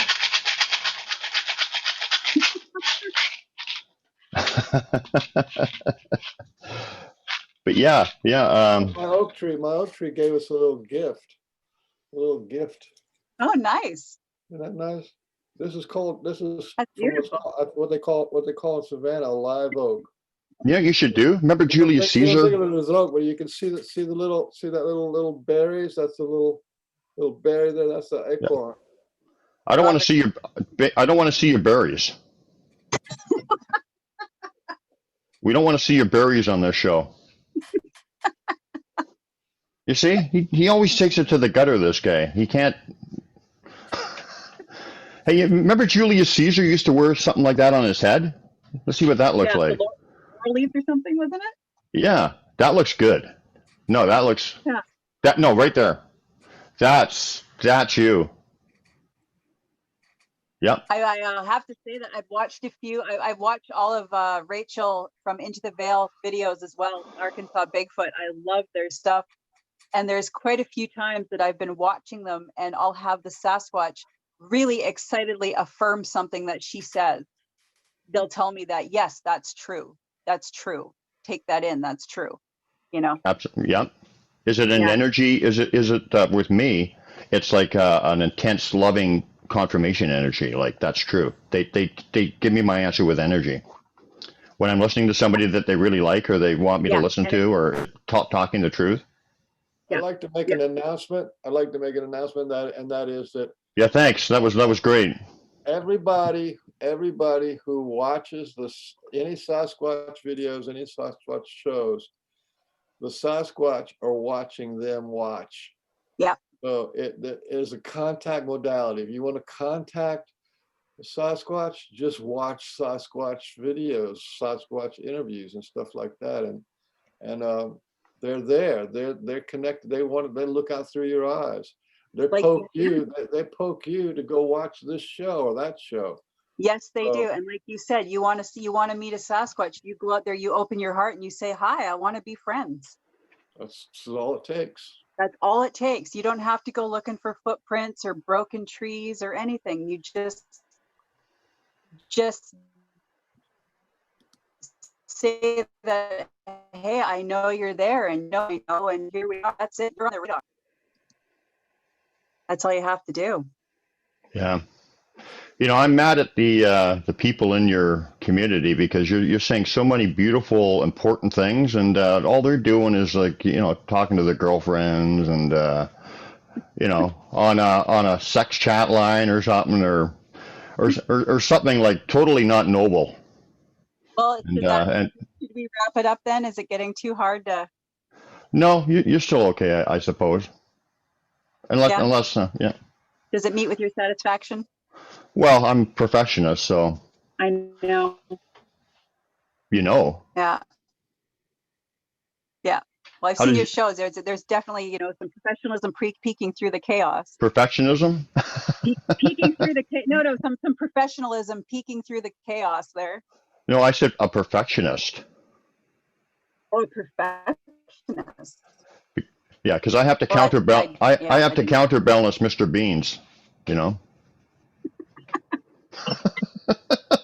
Coffee. I need more coffee. You guys have a great show. Your forum's great. The people that you have on here, the stories are incredible. I love it. They're just, So what yeah. what do you think the Sasquatch are here for at this time? Are they giving you why are they contacting people like yourself and myself and Mr. Beans and all these people who are ready to listen? Why what's their message? What are they trying to do? They're trying to get us to wake up, that we're being intentionally blinded. And they showed us that a lot of what's going on in the world, it almost is polluting us like a black tar of energy. And they're trying to clear it. They're trying to break people free and get us out where we're open to their message and we hear them, because people are just caught.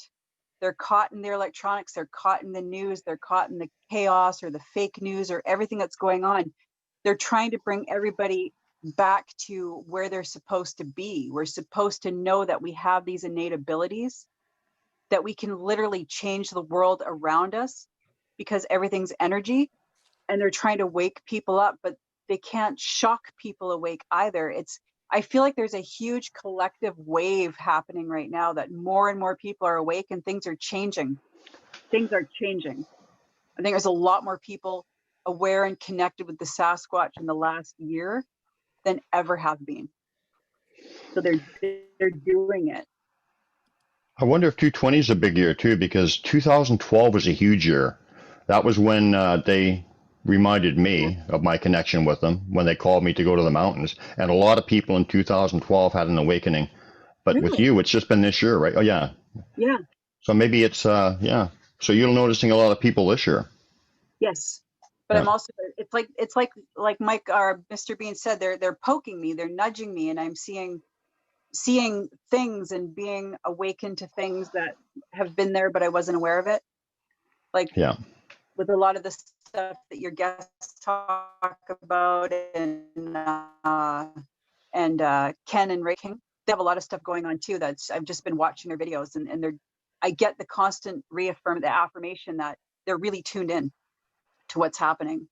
And you can feel that there's becoming a following. There's a following of people that are wanting to be part of that connection, and they're experiencing different things in their lives, and they're waking up, you know. Mr. Beans is very organic. Oh, I can't see them. I can just see you on my screen. Oh. You know what you said, yeah, perfectly said. You said it really well. Another announcement. I have another announcement. Is it okay? You want to go ahead, keep talking, but I have an announcement. I have nothing. You go for it. Yeah. Well, I've watched thousands and thousands of videos, and in this last year, actually 2020, I've almost never heard a single show where somebody didn't talk about something paranormal. They either saw a Sasquatch go invisible, they saw a UFO, they saw a globe of light, or they had the hair stand up on their heads. Now they don't know that that's paranormal. Oh, the hair stood up on my arm, the back of my neck. That's a paranormal experience, or they had this fear, or they had a knowing. Almost every single show, people are talking more and more about the paranormal aspect of Sasquatch. And so it's the people who think it's flesh and blood only, those people are actually dying out, and it's getting to be boring. It's a, you know, and the Anthropopithecus, what do they call it? Gigantopithecus? Organic Pacific. Gigantopithecus? Gigantic organic. Gigantopithecus. That's it. The big Magilla gorilla guy. That guy never happened, you know. And so pretty much you have to, if you're not gonna go to accept that the woo is happening, then you know you're kind of like in the dark ages, you know. Yeah, because the woo is happening. There's never an interaction where the woo doesn't happen. Coastal chick wouldn't know that, but you remember Magilla gorilla, right? Magilla gorilla for sale. Magilla gorilla for sale. Remember that cartoon? No. Yeah. No, I knew you wouldn't. You're far too young for that. Anyway, Beans, I'm thinking you should become a botanist. You've got quite the green thumb going on. I do feel that there's a huge connection between the paranormal and UFO activity in Sasquatch, though, because I've experienced both now, and I feel that it's definitely connected. You know, I've had an experience with my First Nations friend. Wait, let her finish. Talk about your UFO experience. That's important because there's a big connection. I know that. Okay. I was going to confirm that, but okay, go ahead with yours, and then okay, go. Oh, well, I'll show you yours. You show me mine. Or you show me yours. No. I had a UFO experience when I was younger. I was about 12, 13, 14 in there. I like I said, I live very rurally, and there's no street light. Okay, it's dark. You see the stars. And a cousin and I decided to go for a nighttime walk, and we walked down the road. Probably we're standing on this bridge where these two rivers connect in the sky. You can see all the sky, the stars. And we're talking, and I looked up and I saw what looked like a small cluster of stars, but they were moving in a way that they shouldn't have been moving. There was about three or four of them. And they were moving in a way that all of a sudden I got the impression that there was a battle of some sort going on. And then one exploded. And then they moved around a bunch more. And then another one exploded. And I kind of freaked out. I went, okay, that shouldn't be happening. I've got to go tell my mom and dad. And we all of a sudden we turned around and we started running as fast as we could back to my house. And we're about a kilometer away. I mean, I'm running as fast as I can. And we can see this. It's like the size of a star. And it's following parallel to us as we're running. And we're running and we're almost out of breath. And we get to the top of the hill at the road down to my parents' house. And we stop and we're trying to breathe. And all of a sudden it went from went from the size of a star to right above our head. Wow. There was a craft literally right above our head. It was instantaneous. It was right above us. And I could see details on the bottom. And we were just frozen, staring up at it. And then all of a sudden I heard my brother yell from the end down the road. He came out of the driveway and saw us and heard us and started screaming for my dad. My dad came running out of the house onto the road. And as soon as my dad saw the craft, it took off fast. Nothing could ever move that fast. And it went over the house. And my mom said that the TV, all the electronics in the house freaked out at that time when it went over the house. Wow. Yeah, I mean, it's all connected. Oh, wait a minute. You're frozen, so you're probably still talking. Yeah. No, I think you're right. It's all connected. Sorry, I didn't mean to interrupt. Yeah. Well, I mean, I always mean to interrupt people, but that's what I do. But when you freeze up, I couldn't hear what you're talking about. But no, it's all. It really does speak to how it's all connected, because I've had at the same time, and I'm not going to get into the story, but just talks about the connection of it. We've had experiences where there's been a spirit bird, a UFO, and Sasquatch activity going on all at the same time. So it's just, you know, it's not that unusual when you understand the connection of everything.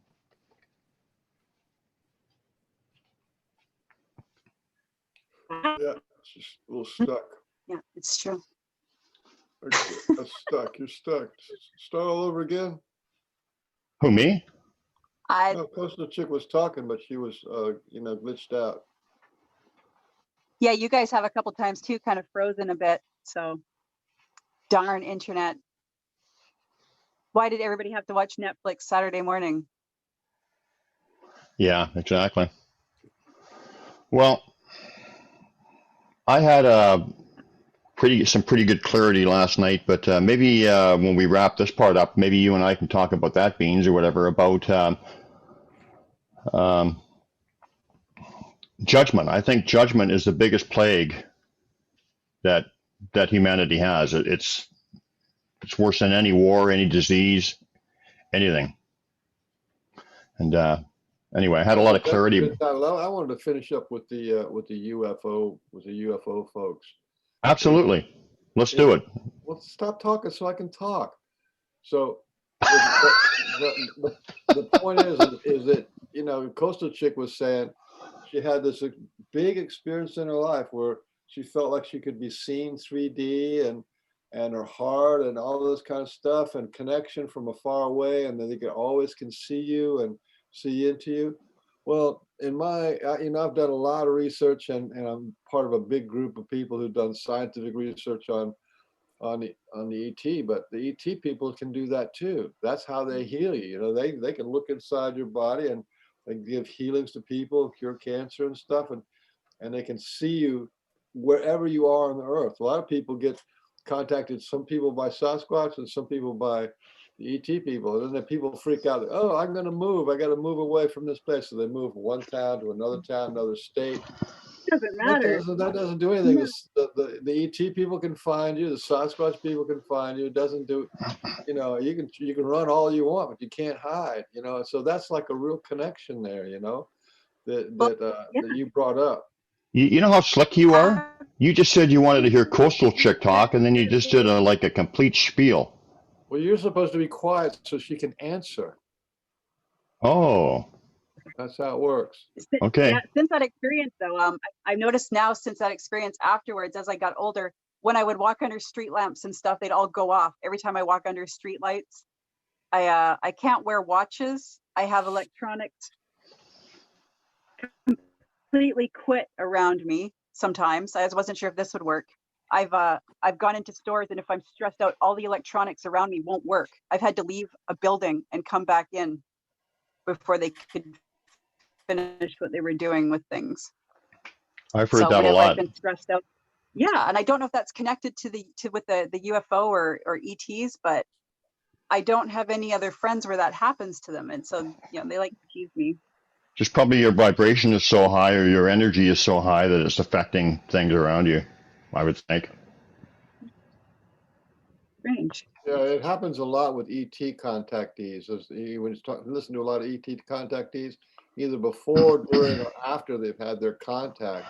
There's the story of walking under the light and the light dims and or goes out. That's very common. Or radios come on and Yeah. off and all that kind of stuff. That's EMF stuff. Yeah. So, you're just a very high person is what it is. You have a high energy core.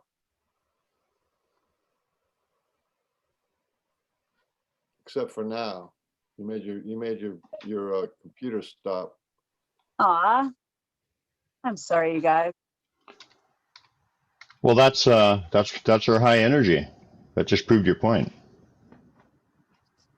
My brother and I we had a shared experience where I woke up in the middle of the night and I saw in front of me, I saw a car accident play out, and I heard the noise, and the car was on fire, and there was a couple girls screaming and yelling for help, and I saw it all in front of me, but I couldn't do anything. It was like right in front of me, and it shocked me and upset me, and then it stopped, and I ran to my brother's bedroom, and he was sitting bolt upright in his bed, and he looked at me and his eyes were wide, and he said, "Did you see that?" And we both experienced it in the middle of the night.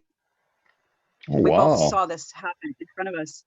So Oh, that's neat because that's cool because my First Nations friend and I have had experiences that supernatural experience, auditory stuff, like weird stuff happen simultaneously. So that's a great point. yeah. Are we fading out again? No, you're good. Is your Is your brother in tune too? He is, but after he saw that UFO above me and my cousin, he had a really hard time sleeping at night after that. He would fall asleep and then he'd wake up and he couldn't move. He'd feel paralyzed and he could hear voices and see lights. So he's now, and now years later, he's an adult that falls asleep with the TV on because he tried to stay awake instead of falling asleep after that because he was terrified. It didn't impact Oh me. wow. Yeah, but that's what happened to him. So he's really tried to shut all that off. That's unfortunate for him, I guess. Yeah. Or I don't maybe think that's ever just gonna where give he this up is. for him, right? Yeah. Yeah. Well, not everybody's ready Yeah, ready he's for it. Some people react with fear, and some people react with wonder and wanna know more. I guess it just depends on where you are.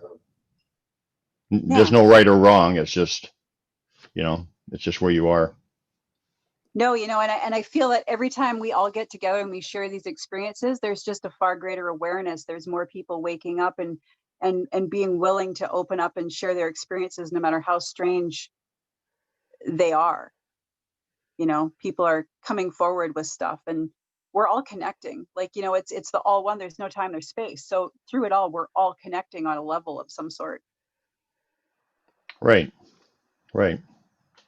And yeah. But that's what the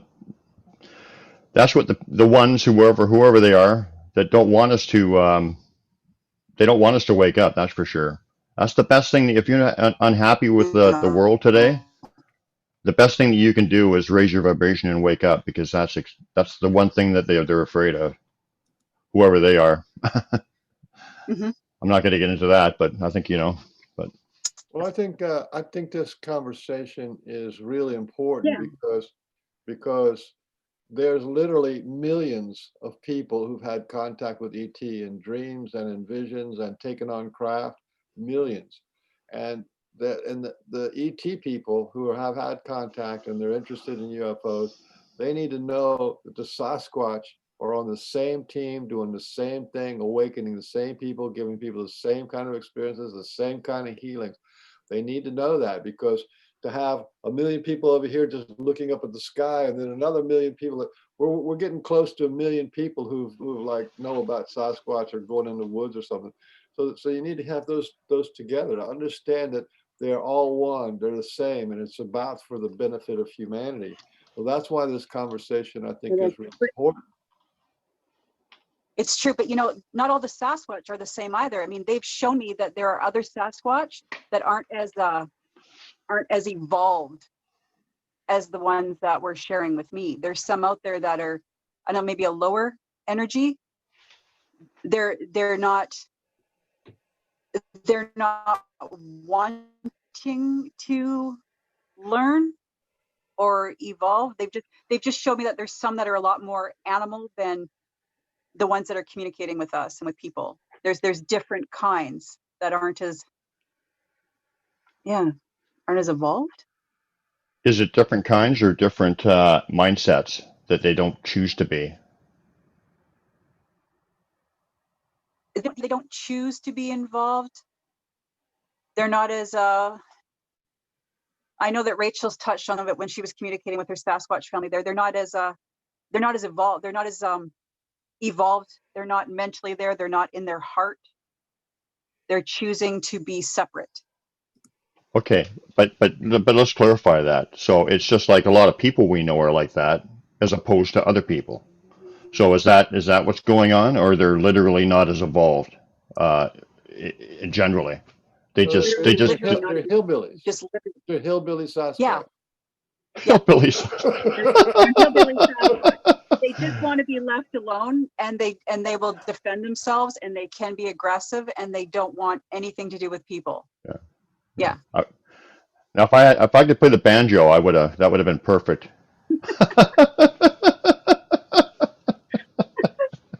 Hey, you saw where I live? I am hillbilly.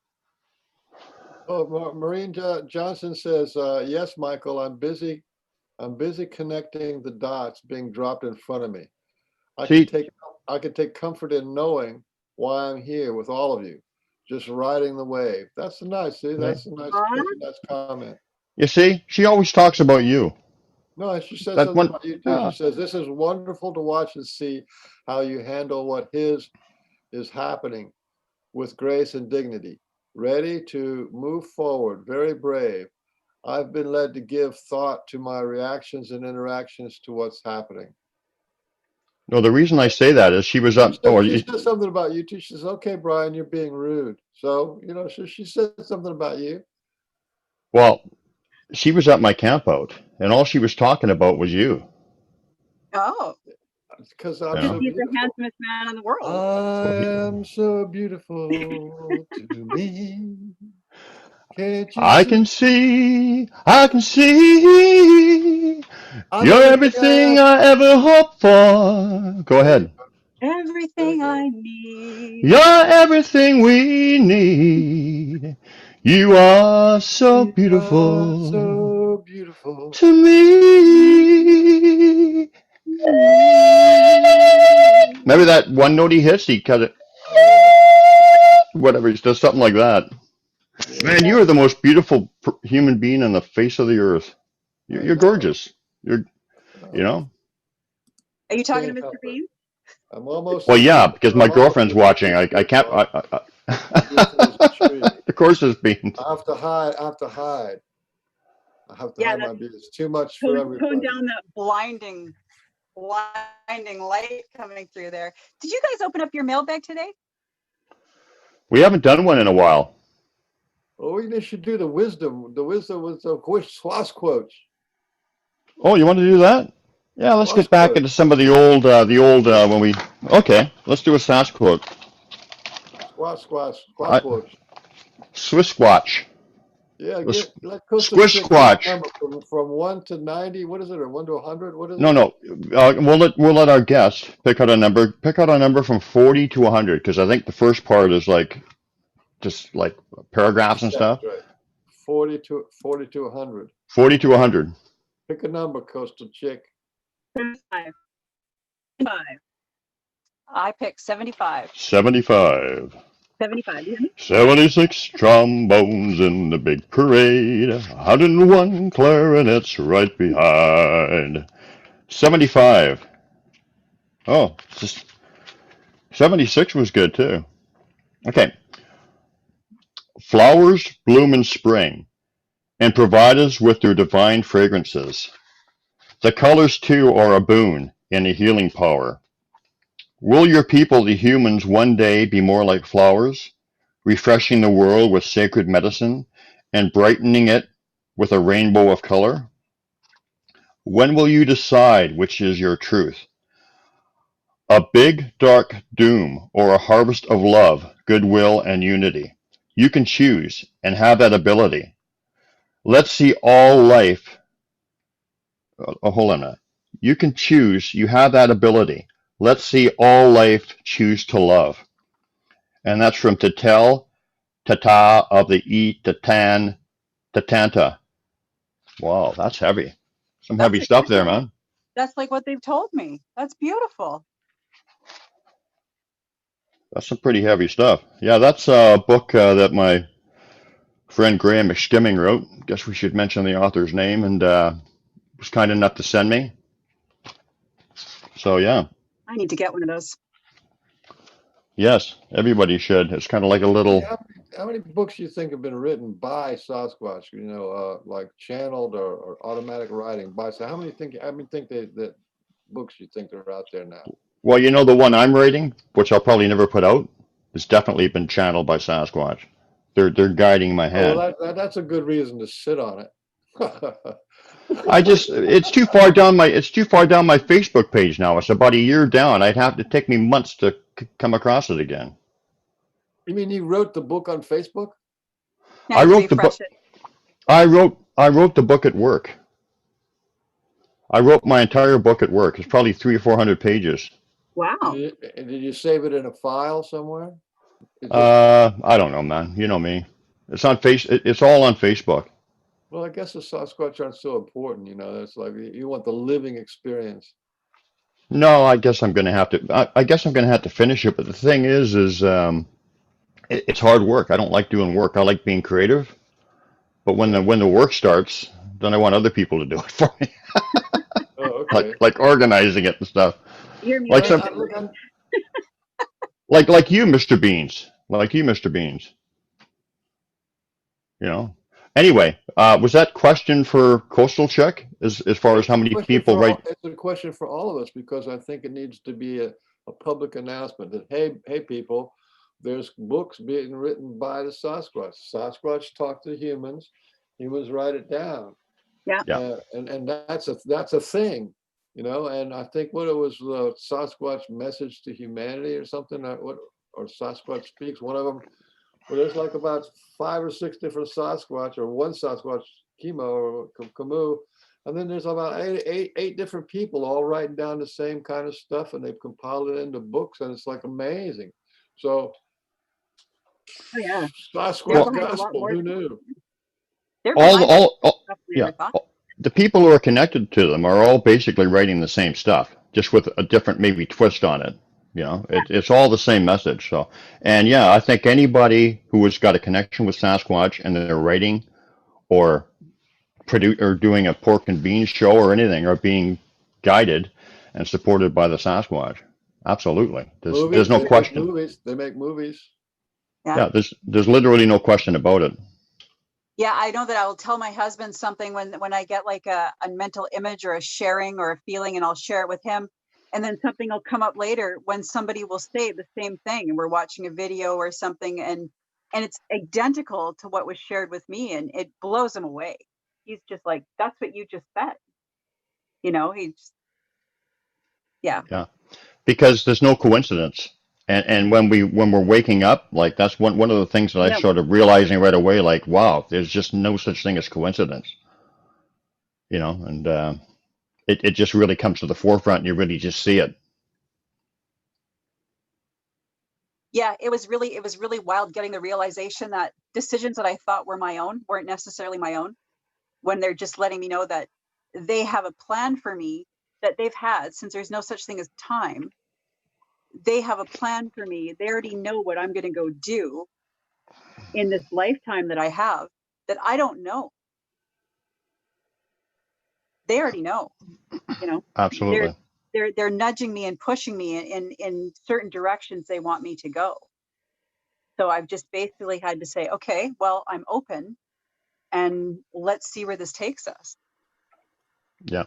Now, when you were before you had your introduction to Sasquatch, did you always feel like throughout your life that you were a little different or kind of thing? Because I think a lot of us come into this Oh yeah. world with a purpose, and we don't really connect with the regular things that people worry about and think about or whatever. Did you feel like that was how I was? Did you feel kind of like that? Very much, very much so. Even as a child, I would wake up in the morning and I would say to my parents, "Oh, we're going to go do this today," and they would say, "No, we're not going to do that." And then that would happen later, and they would just kind of look at me like, "Oh." So I always kind of had that with a precognition or something. A lot of times, I would know what we were going to do in advance of what was going to happen. But my point was more towards like you didn't connect with what people valued, like say money or No, fame or wealth or politics or the things that people cared about. It was just like it didn't mean anything to me. no, And I yeah, and I was thinking, is there something wrong with me? Like I thought, what's wrong with me? Why don't I think like these people? Like I remember thinking that, and I would assume that that was probably you as well. yeah. It still is that Yeah. I've always, and the thing that was weird with me is as well is that I would connect with people and it didn't matter what their status was, their how much money they had, what they did in life. None of that mattered. It was their energy, how they were as a person. And I like you, I don't care about money or any of those things. And another thing I noticed is that there's a lot of rampant jealousy that a lot of times I never felt part of, where people they'll attach their ego to their clothing, their appearance, the car they Right. drive. I never felt that attachment to any of it, and I didn't understand it. Right. You know, it didn't make sense to me, to I everybody know. else. I knew a person one time who the value of their friendship to them was literally based on how much money or how successful somebody was. And it was just like, what? And it's just unfathomable to me. Like, oh my God, that's so shallow. It's yeah. Yeah, It almost and I feels it almost feels like you want to champion the little guy just to make him feel like you're worthy. You're just as good. You don't have to feel small. You want to try to raise them up or something kind of thing. Or you immediately go to the underdog oh because yeah, yeah.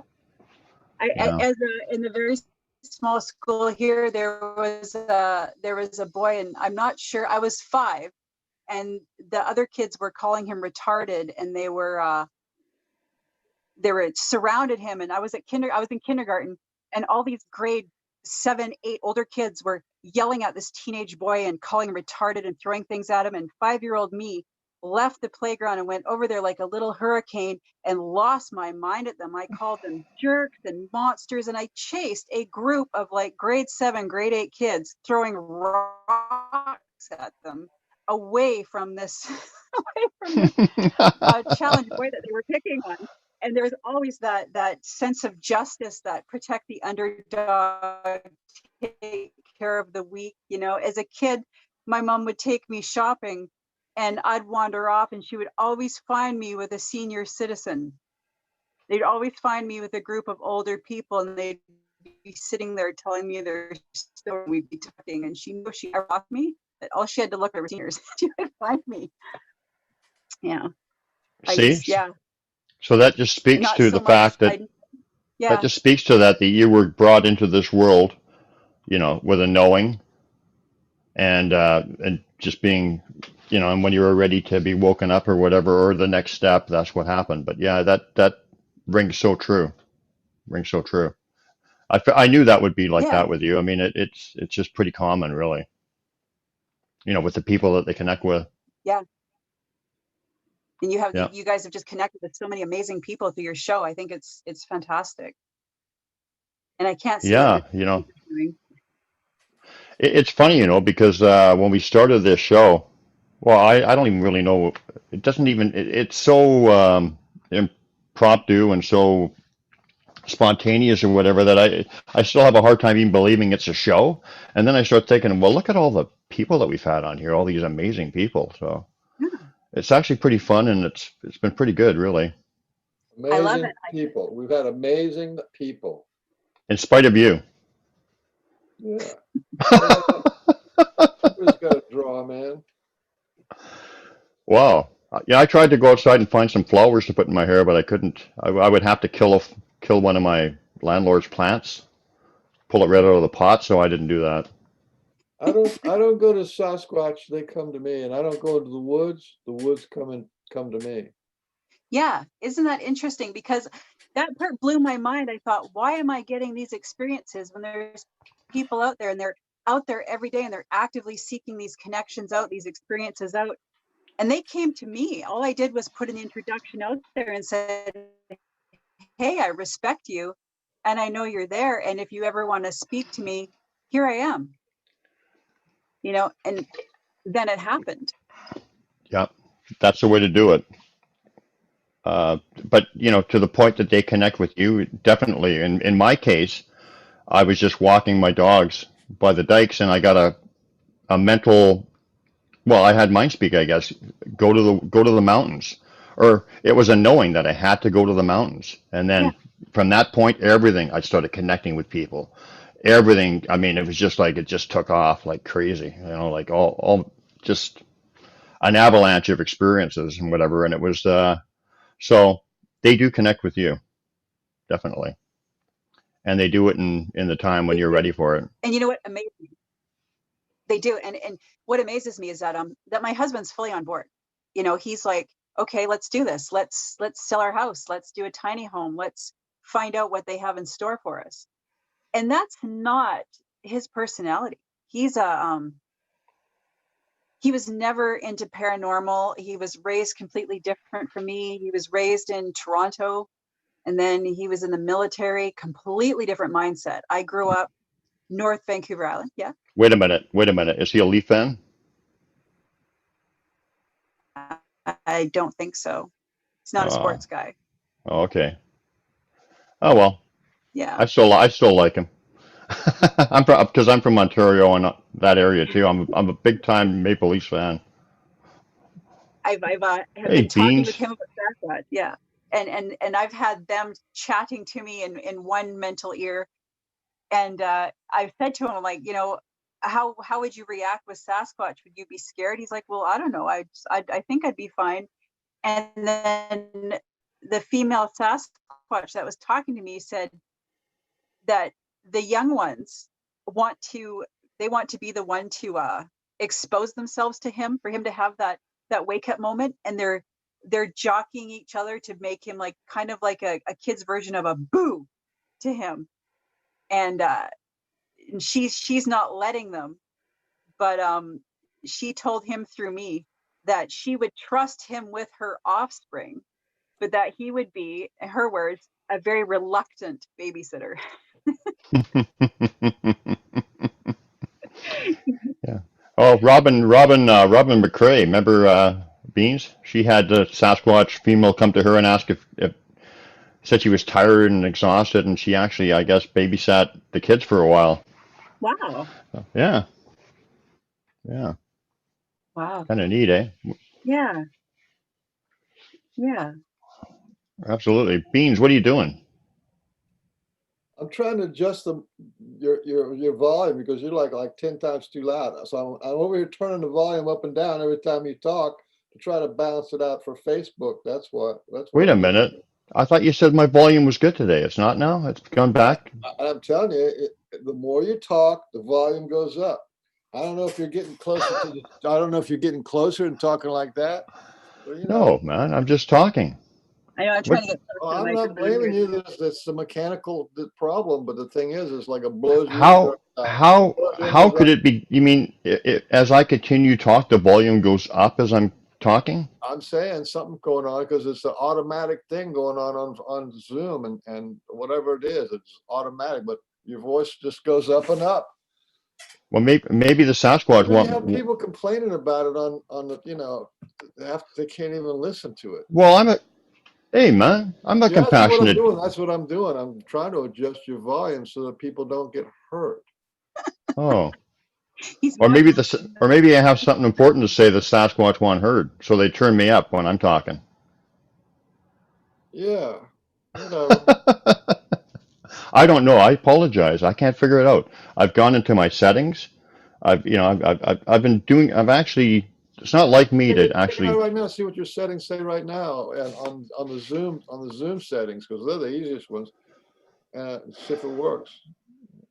On the Zoom settings. Hill. I need to step away On for a second, Zoom, guys. yeah, It's you're my on turn. Zoom right You now, can right? gossip So about go me. check the microphone settings on Zoom.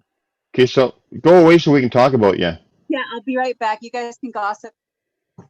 So what do you think of this lady there, Beans? I think she's great. She's had more experiences than I've had. She's only been doing it for like 2 years or something. How many years did she say she did it? 1 year. 1 year. And they gave her the full scope of things. No, absolutely top-notch stuff. No doubt about it. So wait a minute. So You're peeking out, man. You're peeking. You know what peeking means? yeah, I You do. mean Audio settings. Hang on, Beans. you go to where it says the microphone. Then you can like look at the little things, but it says at the bottom, audio settings. Yeah. Yeah. Testing 1, 2. Yeah. I don't know, man. You don't have a slider? Take that slider and put it about in the middle or halfway down or something. Okay, I'm going to talk as I'm moving the slider, okay? How does that sound? Is that any better? That's better. Much better. Is it? Yeah. Keep talking. Go say test, test, test. So I know what Test, you're test, saying. test, test, test. Much better. Whatever you did was better. Oh, maybe I finally figured out how to do it. Okay, let me just go up a bit because now, I think it's something automatic. except Yeah, I can't hear myself. I don't care. You're not important. Okay, can you hear? Is that good right now? That's good. Yeah, Okay, that's good. okay. Let's ask Coastal Chick. Coastal Chick, can you hear Brian? Brian, say something. You know, Hi, this is Pork Cunningham, and this is the Pork and Bean Show. And I'm here with the world's most handsome man, Frank Oliver Baines. How's that sound? it went right up again. So now you're back to square one. What? Yeah. It was Well, clear, man, but it was really loud. Yeah, I, it was I clear. mean, Loud. It's I'm not. I don't beautiful. know. You have a beautiful voice, but it's booming and loud. I think maybe you're affecting the equipment. Maybe it's my energy. Maybe you're just sitting too close to the I was gonna say, mic. it's all Why don't that you roll energy. back a little bit like this. Okay, let's try that.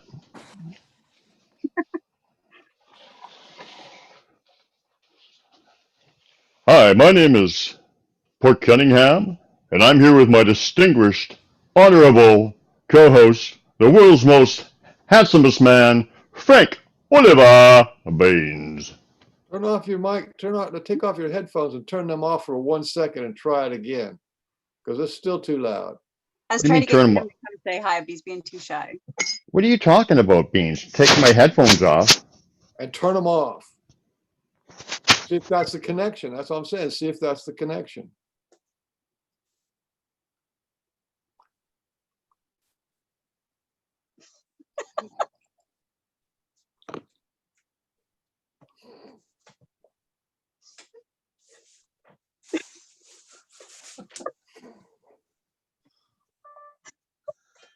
No, you haven't said anything yet.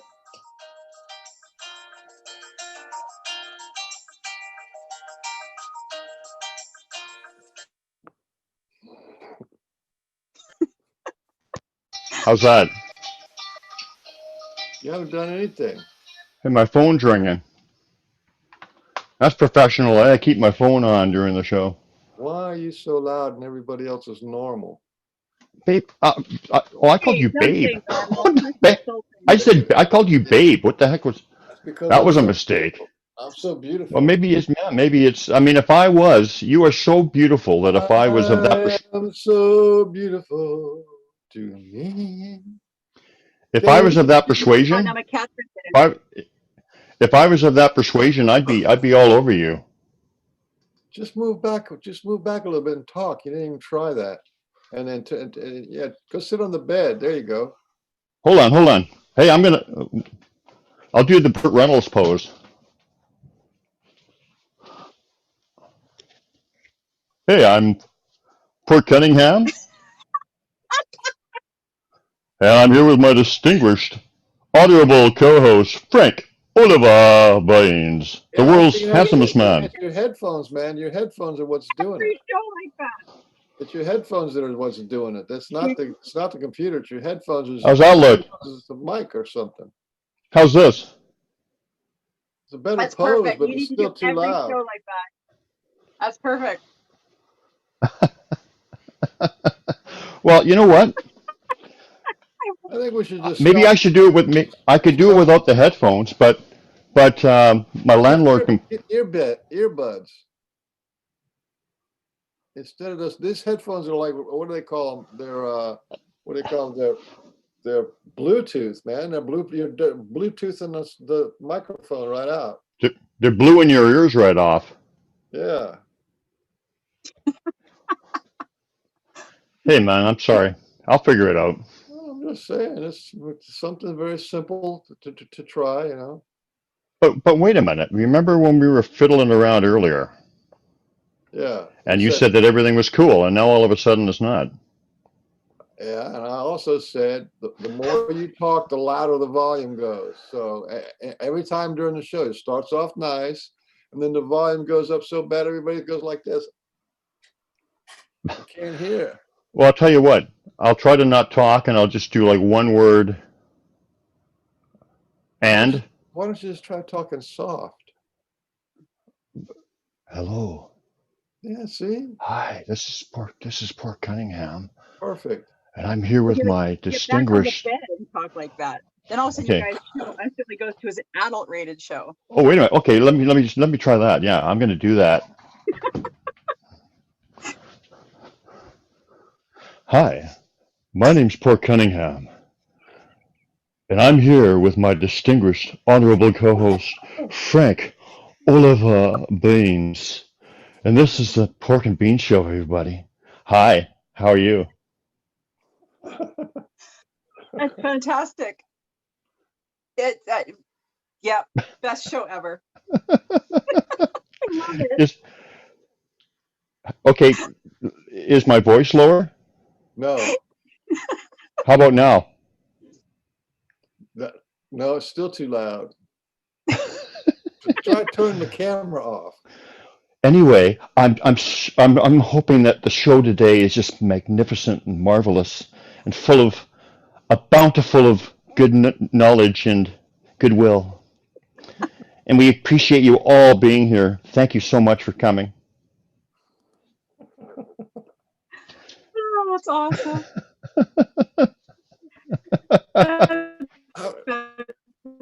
I wonder why we don't have any more guests showing up. This would be a good time for a roundtable. Oh, wait a minute. Deborah came on. And Deborah's been on. I invited her, and she's been on for like that was a half hour ago. Man, let her in. Say hello to Deborah. What's the matter with Nobody you? wants to hang out with this weird hippie chick. Someone's knocking at my Your door. voice has affected your head. Somebody's ringing a bell. Do me a favor, open the door and let 'em Let him in. in. Yeah, yeah, yeah, yeah. Remember that song? Let him in. Someone's knocking at my door. Somebody's ringing a bell. Here they come. Good, Deborah. That's about Hey, time. nobody likes me, Deborah. My voice is too powerful for them.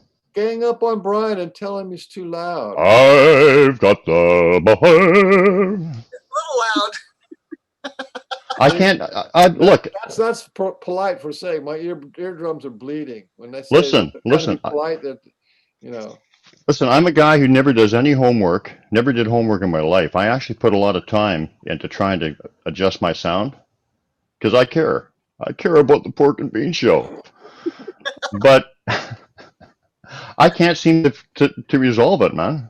You sound better now. Hi, Deborah. Hi. Better than what? Your microphones. Get some of those little earbuddy things, earbuds. It's Hang funny on a minute. that you have the headset on. I've got some other. Oh yeah, I'm not going to do that now. He's got Bluetooth. So he turns up his Bluetooth headset on, and it turns up his whole entire rig that's turned up because of the Bluetooth turns him How come up. you haven't had a peanut butter sandwich yet? Because I've been trying to. Every time you talk, I have to turn it down, then I have to turn it back up. Then if I go away, and everybody's ears are going to bleed. Oh, and now you're going to starve. That's not even fair. You're sacrificing yourself for the good of everybody listening. That's the kind of guy he is. He's a wonderful humanitarian. That's why that lady in your mailbag's in love with him. Well, she said that you fascinate her. You're fascinating, and she insisted that you come to the gathering next year, or she's not coming. Like a nut and bolt, a fastening. You put a fastening together or something. No, Maureen Johnson is fascinated, intrigued with your mind, I think, and she didn't like. She told you that you're making your ears bleed. Yeah, she's fascinated with you, and I make her ears bleed. Even when I was talking to her live, in person.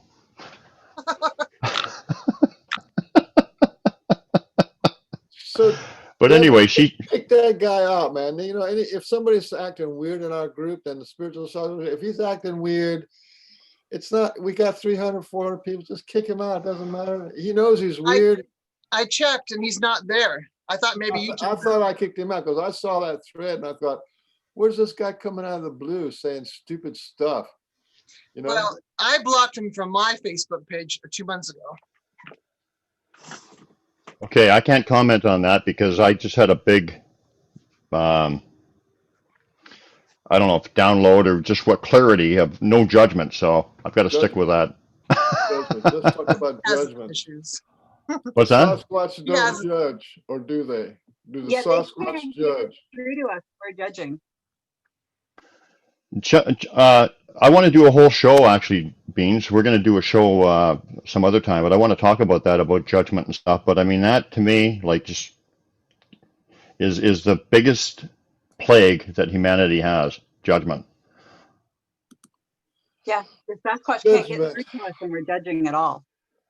And just briefly, I mean, I want to go into it in detail, but not right now. But I mean, and you notice that love, there's no judgment in love. No. So what does that tell you, right? You know, just Judgment as in a court of law, where the judge slams his little gavel down and says, I find you guilty. And guilt demands a sacrifice. This is what the problem with judgment is. If you feel the judgment, then you feel guilty, then you have to give up something. You can't say this, you can't do that, you can't go somewhere, you can't think that way. You see what I'm saying? That's what guilt and shame does to you. So judgment produces guilt, and guilt demands a sacrifice. And we sacrifice most of our spiritual life, most of our natural life, to the altar of guilt and judgment. right. That's Well, why I mean, it's so hideous. well, now that you've gotten into it, I guess I could. I I mean, we're creatures of judgment. You want to say something? Let her talk. I just Brian was asking about how a lot of us seem to be slightly different from our peers, or we don't really feel connected. My question is, Jeff, how I'm a many, little, how many of you guys a little different. do you guys have a filter? Because I don't have that social nicety of small talk. I say what I'm thinking, or if I pick something up, I just blurt it out. I don't have that filter. I can't get it, obviously, because I didn't come with it. Is that generic to all of us that are here? Actually, my girlfriend Susan said that I don't have social filters in some cases. So I think maybe you're hitting a point there. Yeah. And to me, it's just being open and. Have a volume switch. Yeah. I'm the same way. If I have something to say, I say it. Yeah, right. You can't pretend there's something else going on. This is just what you're thinking and saying, and it's how you're feeling and believing, and it's right there. And I can't dress it up in anything else. Yeah. So We speak our truth. that's why I hang out with ducks. Yeah, exactly. But you know, the thing about judgment, getting back to that, is we're programmed. Everything is judgment. I mean, just think about it. I mean, I have something important to say. It's now no. 2:22 and 22 seconds. 2:22. Sorry, that was a public service announcement. 2:22 and 22 seconds. I had 11:11 just before I got on here. I've had a lot of those lately. I screenshotted on the group. Yeah, several times a day I'll get that. It'll be 3:53, 2:22. I'll be like, why is it every time I actually look at a clock, that's what's happening? Yeah, I woke up last night 3 times at really perfect numbers. I normally take a picture of it, but I was too tired. So I remembered it when I got up and I wrote it down. I think it was like 11:11, and then it was 2:22, and then it was 7:11. Wow. So There's got to be a reason for that. Oh, I want the nacho cheese at 7-Eleven. Well, I always go to it's called the angel numbers. So I always, and if you type in angel numbers index, you'll get this exact website that I go to, and it has a whole index of every number you could think of and definitions for all of them. It's pretty cool. Fantastic. That is fantastic. I'll have to check that out. Yeah, just angel numbers index. Yeah. Anyway, Beans stopped me because he knows how important this topic is, and he wants to get into it like exclusively. So thank you, Mr. Beans. What were you talking about? Judgment. The judgment thing. I'm not going to get into it because you graciously stopped me in my tracks because you know how important it is to get it all in one big cohesive package. So we'll do that later. I think we should have a show of all Brian, so you can do the whole show yourself. But we have guests today, so it's nice to let them talk sometimes. Animals never judge. See? They either bite you or they run away. They don't. You're judging. You're judging right now. That's a They statement. never have an underlying motive. Animals are up front. They're either hungry or they're happy or they're sad or they want to Right. eat you. I mean, there's never an agenda with Yeah. them. And sorry, but I was of the understanding that we're having a round table going on right now, but I guess we weren't. Oh, let's do it. I guess we weren't having a round table. Yeah, How's my no, voice sound now? Perfect. beautiful. Perfect. I'm gonna whisper from now on. Sexy. I'm getting aroused. So anyway, so Deborah, what's been going on with you lately? What have I been doing? There's so many things I do. I'm like busy all day long. I went out of town the other day to help my daughter get some vinyl.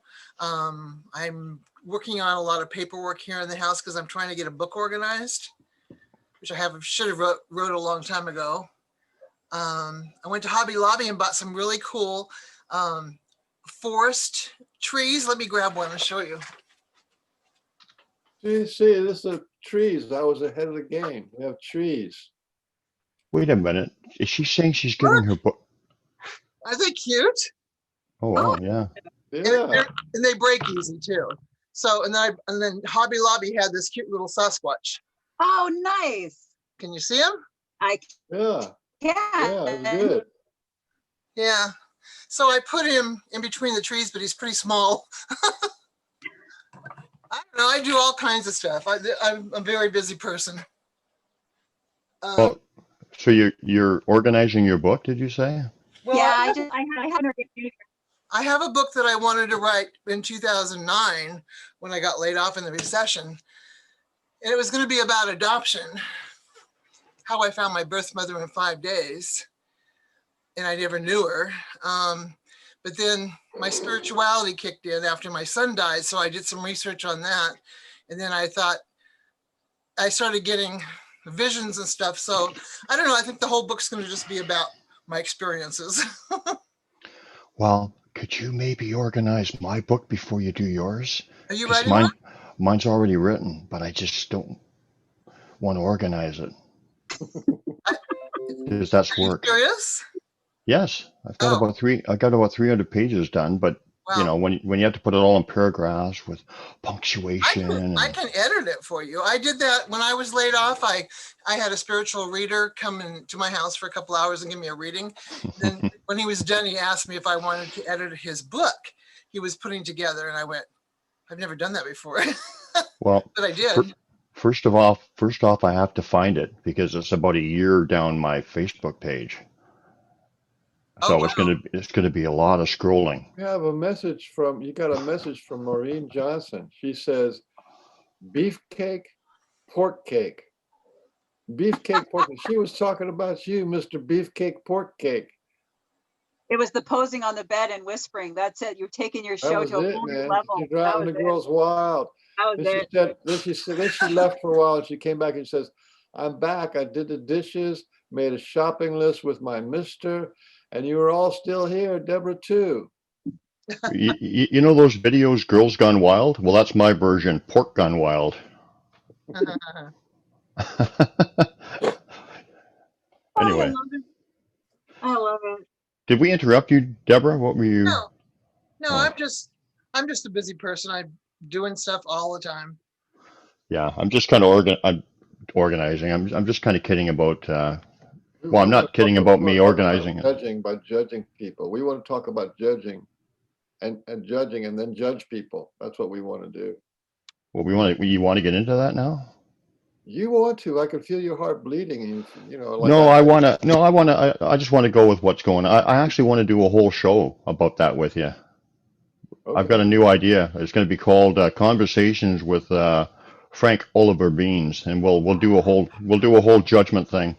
No, really, I had some real clarity on it last night that I really want to talk about. I got a whole emotional release process just on judgments and denial. Oh yeah. Yeah. That's how Well, big it is. Yeah, I do. well, Matter of well, fact, it's a ritual of how to get rid of your damn judgments. What it is well, a very It's powerful hard. spiritual ritual. So you Well, take the judgment and then process it and say, get out and go. And you have all these things. And then you get rid of that judgment, and then you go to the next one and the next one and the next one. After a while, your mind figures out, oh, don't have any more judgments, because if it does, then we have to go through this damn ritual and then get rid of it. And so, and you actually train your mind to not be judgmental. Do you know what one of the most effective judgment tools for those who want us to be judge is today? Hammer? Political correctness is nothing but judgment, and there's nothing really good, and there's nothing really good comes out of it either. It's all like it's judgment on steroids. It doesn't bring people together. Oh, it's not. I mean, look at it. I mean, I was thinking, this is one thing that came to me last night. I was thinking about Don Rickles or What I whatever. was saying, now we're judging judges. We're So judging people about judgments, right? I don't think Coastal Chuck would know about Don Rickles, but the other three of us are all about the same age, right? So we all know Don Rickles. Now look, he criticized and told jokes and racist jokes and all these things about everybody equally, but people could tell that was coming from, he's a good man. You could tell it was, his energy was good. He didn't mean it, and you could tell that. And what it was done with a sense of humor, so people could look at it and just see the absurdity of it, right? You could see the absurdity of it, and it actually helped because, you know, like then you could see the humor and how stupid this is, and you could actually make changes or whatever. But this political correctness, you know what I'm saying by that point? You know, when it's approached, when he did it with humor, you could just say, you know, like everybody was laughing, and it was okay because people could see the absurdity of it, and so they could learn from it, whatever, and kind of but today,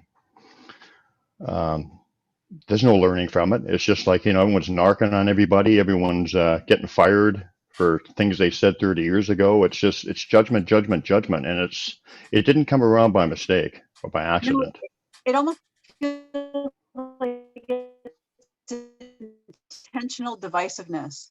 It feels like people are intentionally being divided because as much as they're trying to grow as humans, it feels like we're being fed different things to intentionally divide us, to distract us from things that are really going on. That's how it feels to me. Yes, but we all have our own mind to make our own decisions out of it too. Yeah, we just need to go by our heart. I don't even think that that's I don't even think that that's think. I think that's a fact that that's what's going on. Coastal Chuck. Seems weird saying that's a fact, Coastal Chuck. We're just gonna call you Coast. There you go. But you know, no, but they would be stealing my soul. listen, the one thing that the slave owners or whatever you want to call them, the elite, Illuminati, whatever name you have for them, the one thing that they fear is for us to come together and to realize we're all one and be connected. Because by us not being connected, we're easily controlled. Yeah. And that's why the media, the political correctness, all these things are tools to make us think that we're not one, we're not connected, and to try to focus on the differences that we have, the things we don't like about each other, instead of focusing on, hey, wait a minute, you know, we're one, you know, we can come together. It's like a very powerful tool. It is, and I think jealousy comes into play with that too. I don't think that I don't know if we naturally have jealousy of people. I feel like part of that is we've been programmed that way.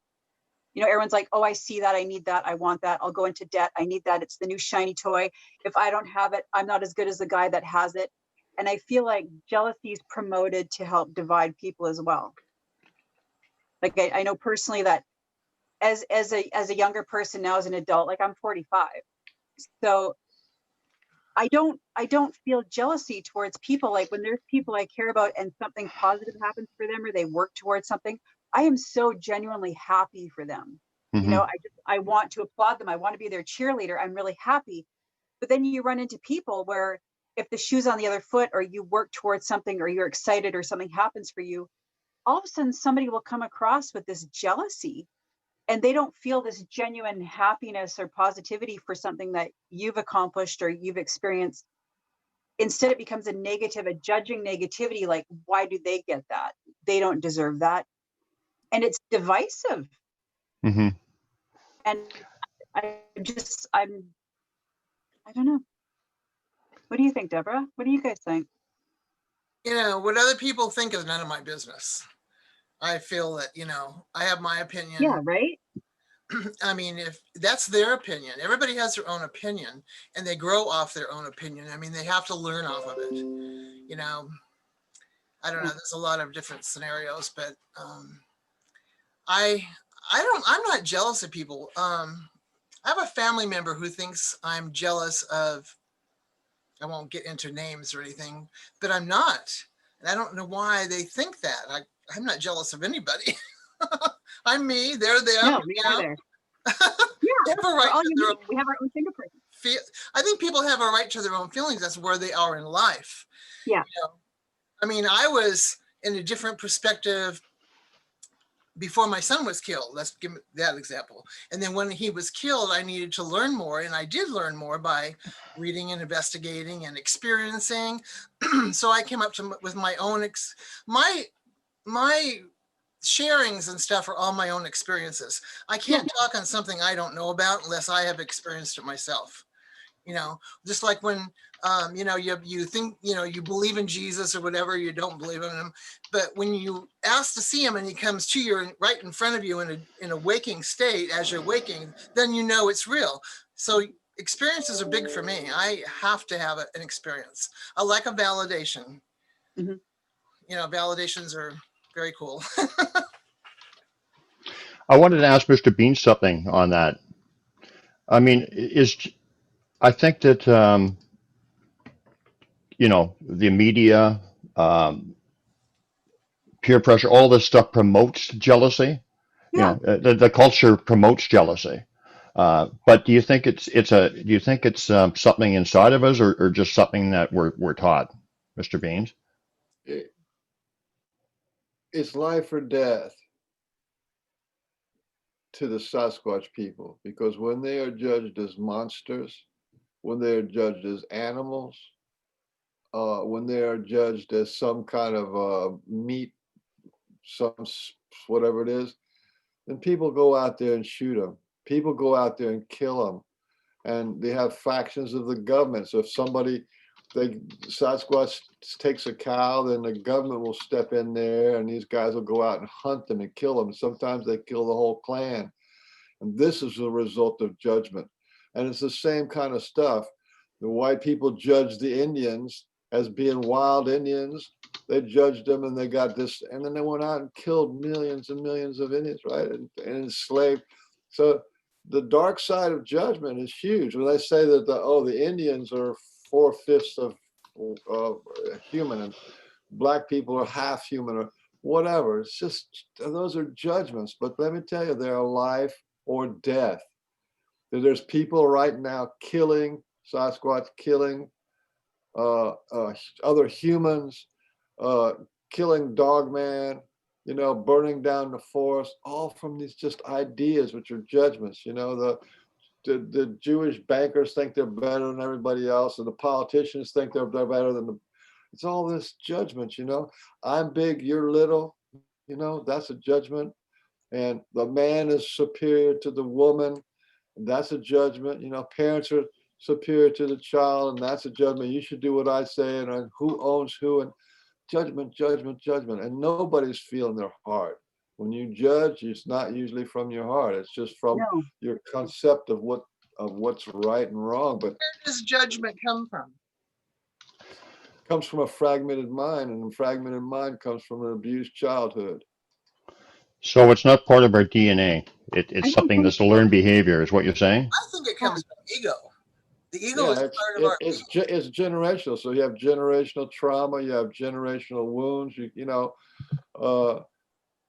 like racism or sexism went around for thousands of years. So, you know, men were seen as better than women, and women were lower. Women couldn't vote, and women were to be used. Women were property. Those are judgments, and it was a big deal, and a lot of people got hurt. And so you had all this stuff of men are better than women, or parents are better than children, or, you know, or the rich are better than the poor. These are judgments, and people's lives are being ruined by this shit. Oh, You know, yeah. people being killed by it, you know. Yeah. I mean, judgment is the mother of fear and all the negativity that goes on. And like I said, love is a state. Pure love is there's no judgment in that. That's where the Sasquatch reside, on the vibration of love and no judgment. I know because they've shown me that. I've been there. Sometimes I am there. As a matter of fact, I I'm going to really try. I think I've kind of digressed a little bit. I was well, not really. I'm growing it, but in this in the sense of judgment, I've got to get back to that no judgment because when I'm judging, especially in the world today, it's hard not to. But when I'm judging, my vibration just plummets. You know, it just plummets. It's so obvious. I mean, just think about it. People can do a test. They can think about something positive, loving, and see how it makes them feel. And then judging is like total opposite. It's Oh, one's a very high vibration, one's a very low vibration, and you should be able to actually feel it. and then there's self-judging. I Yeah. think that when you're judging, it takes you away from being in the moment as well. If I'm focusing on things like, say, what's happening in the world and how things are affecting people, or judging how it's affecting people, or what the potential outcome could be, I'm not in the moment. I'm not feeling what's really happening around me. I'm not feeling the energy. I have a hobby farm, and I'm distracted from what I'm growing and the animals that I'm communicating with. It distracts me and completely takes me out of the moment. And when I'm in the moment is when I'm the happiest and I'm the purest, and when Sasquatch can communicate with me. The rest is like being caught in like a sticky flypaper trap. Right. It blocks Absolutely. everything. And I think we are constantly bombarded by things that put us in that mindset. And I really feel like it's intentional that we're getting pulled into that mindset, because when we're in the moment, we can use all of our energy to affect the environment around us and the people around us. But when we're caught in this alternate reality where we're affected by it and our energy goes there, we're being robbed of our abilities, of what we can do. Absolutely. Judgment is so rampant. Question for the roundtable. Hey, hold on a second, J Beans. Go ahead, I go have to ahead. ask. Hold on. I have to ask. I have to ask you something. Go ahead. Yeah, I'm listening. Sue said that your mic was unbelievably loud, and everyone else she could hardly hear, and that she turned it off. So maybe I'll turn my gain down. Well, no, but you sound good to me. I'm just wondering, are we still live on Facebook? And could you ask somebody how the volumes We're are? still live on Facebook. However, you can't see it live if, like, when I share it to groups, because Why? Facebook is not transmitting it. However, Wait a minute, though. Listen, it's being recorded on Facebook Live. I'm watching Facebook Live right now, but it's too much for the computers to handle it, so you can't see it. Well, why were people answering my questions then, if they can't see it? People can, some people can't. It has to do with how good the computer connection is. Oh, okay.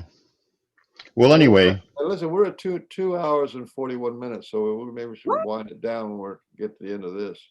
But I mean, I just wanted to say about judgment. It's just so rampant in our society, wherever, you look at somebody and I don't like her lipstick or something because it's black, and then you're judging. Then you think, oh, she must be to use one of our term, she must be a tart or something or whatever, or she must be a loose morals. And then you go to another judgment. It's just like judgment. And all these judgment that just from your initial judgment, you never get to see the core of the person. You never get to see who they are, whatever. It's just like, I don't like her lipstick. She must be this. And she follows these people, and she's this religion, and she does this and she does that. And I don't like the way she looks, and whatever. It's just judgment after judgment. What's that? You miss out on their story because you're so busy judging the cover of their book. You miss out entirely on their story and what connections you can make. Yes, you don't connect with them at all. You don't know anything about them because when you start off judging right off the bat, that connection is gone. Yeah, it's like slam over. Yeah, exactly. So my question is for the little round table is, Um, are we sinners? That's a good question. That's a judgment. You are a sinner. Are you born in sin? Think about that. No, I don't think so. Yeah. We all have to experience. I don't think so. And children for the last 1,000 years were beaten because they were born in sin, and they wanted to make sure that a willful child, is beaten so that it beats the will out of the child, so it's not opposed to God. This has been going on for like 1,000 years. You know what I mean? So that's one judgment. That the judgment is that you are sinners, right? Or that you're not good enough, or that you're not worthy, or that you're not allowed love, or you're less than somebody else. These things are devastating, and they affect your health. They affect your whole reality. Think on this. If you think on this, if you actually have the judgment that I'm not allowed love, what does that do to your life? Not allowed love from my dog, not allowed love from my husband or wife, not allowed love from God, not allowed love from my families, not allowed. You see what I'm saying? It just screws your whole love life. It's like you never, even when you're being given love, because you have that belief, you can't feel it. Mhm. Just one judgment. How powerful is that? Or you're not worthy of it. Or you're not worthy, or you don't That's deserve a it. good one. The not Well, worthy. Yeah. well, you know what, Beans, and I know I'll be the enemy of all organized religions or whatever, but like that sinner thing and heaven and hell and all that stuff, it's just the same old story that's been going on for millennium. Like the news media or whatever. It's fear, control by fear. Yeah. You know, Programming the mass. behave, or you're going to hell. Behave, or this is going to happen to you. So it's just the age old story that's been going on for forever. Control, fear. Did you guys ever see that sci-fi movie with like Roddy, where he picked up these sunglasses and all of a sudden you could see that the aliens were intermingled and all the billboards and TVs were saying obey, work, Yeah. obey. Roddy Yeah. Piper. That's it. That movie, I saw that and it really impacted me. And yeah, That's funny, because my friend Randy Barnes, he just actually last month he sent me that movie on when I was at work and said watch it. yeah, He was talking about it. It's quite a good movie. Yeah, it's good. yeah. Yeah, What's it is. I can't remember the name of it. If you look up that guy, Roddy. Roddy Piper. They Live Yeah, or something, or They Live. That's the name of the movie. I think They it is that. Yeah, I think that's it. I watched it as a kid and it really had an impact on me. And as an adult, I've rewatched it. And it's just scarily accurate.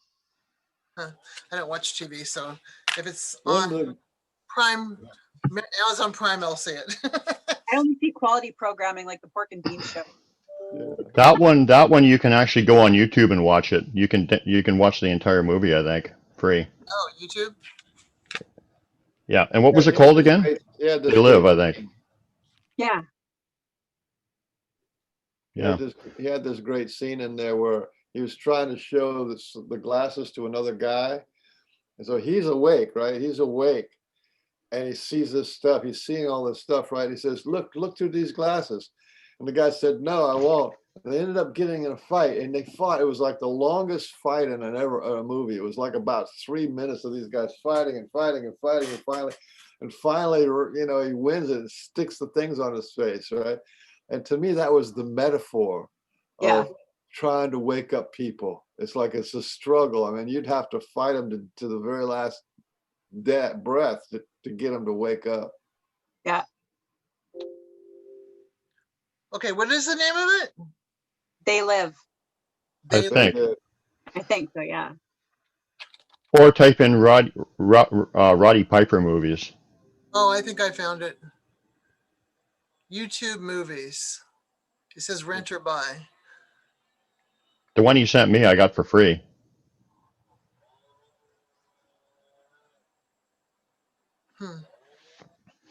Anyway, yeah, that was a good movie. So, Yeah, like so I made my mind up, man. I'm gonna go back to where I was. I mean, I'm moving on my journey or whatever, but you know, with the things going on in the world today, I found that I've been too judgmental again, and so I'm not. I'm just really gonna try to.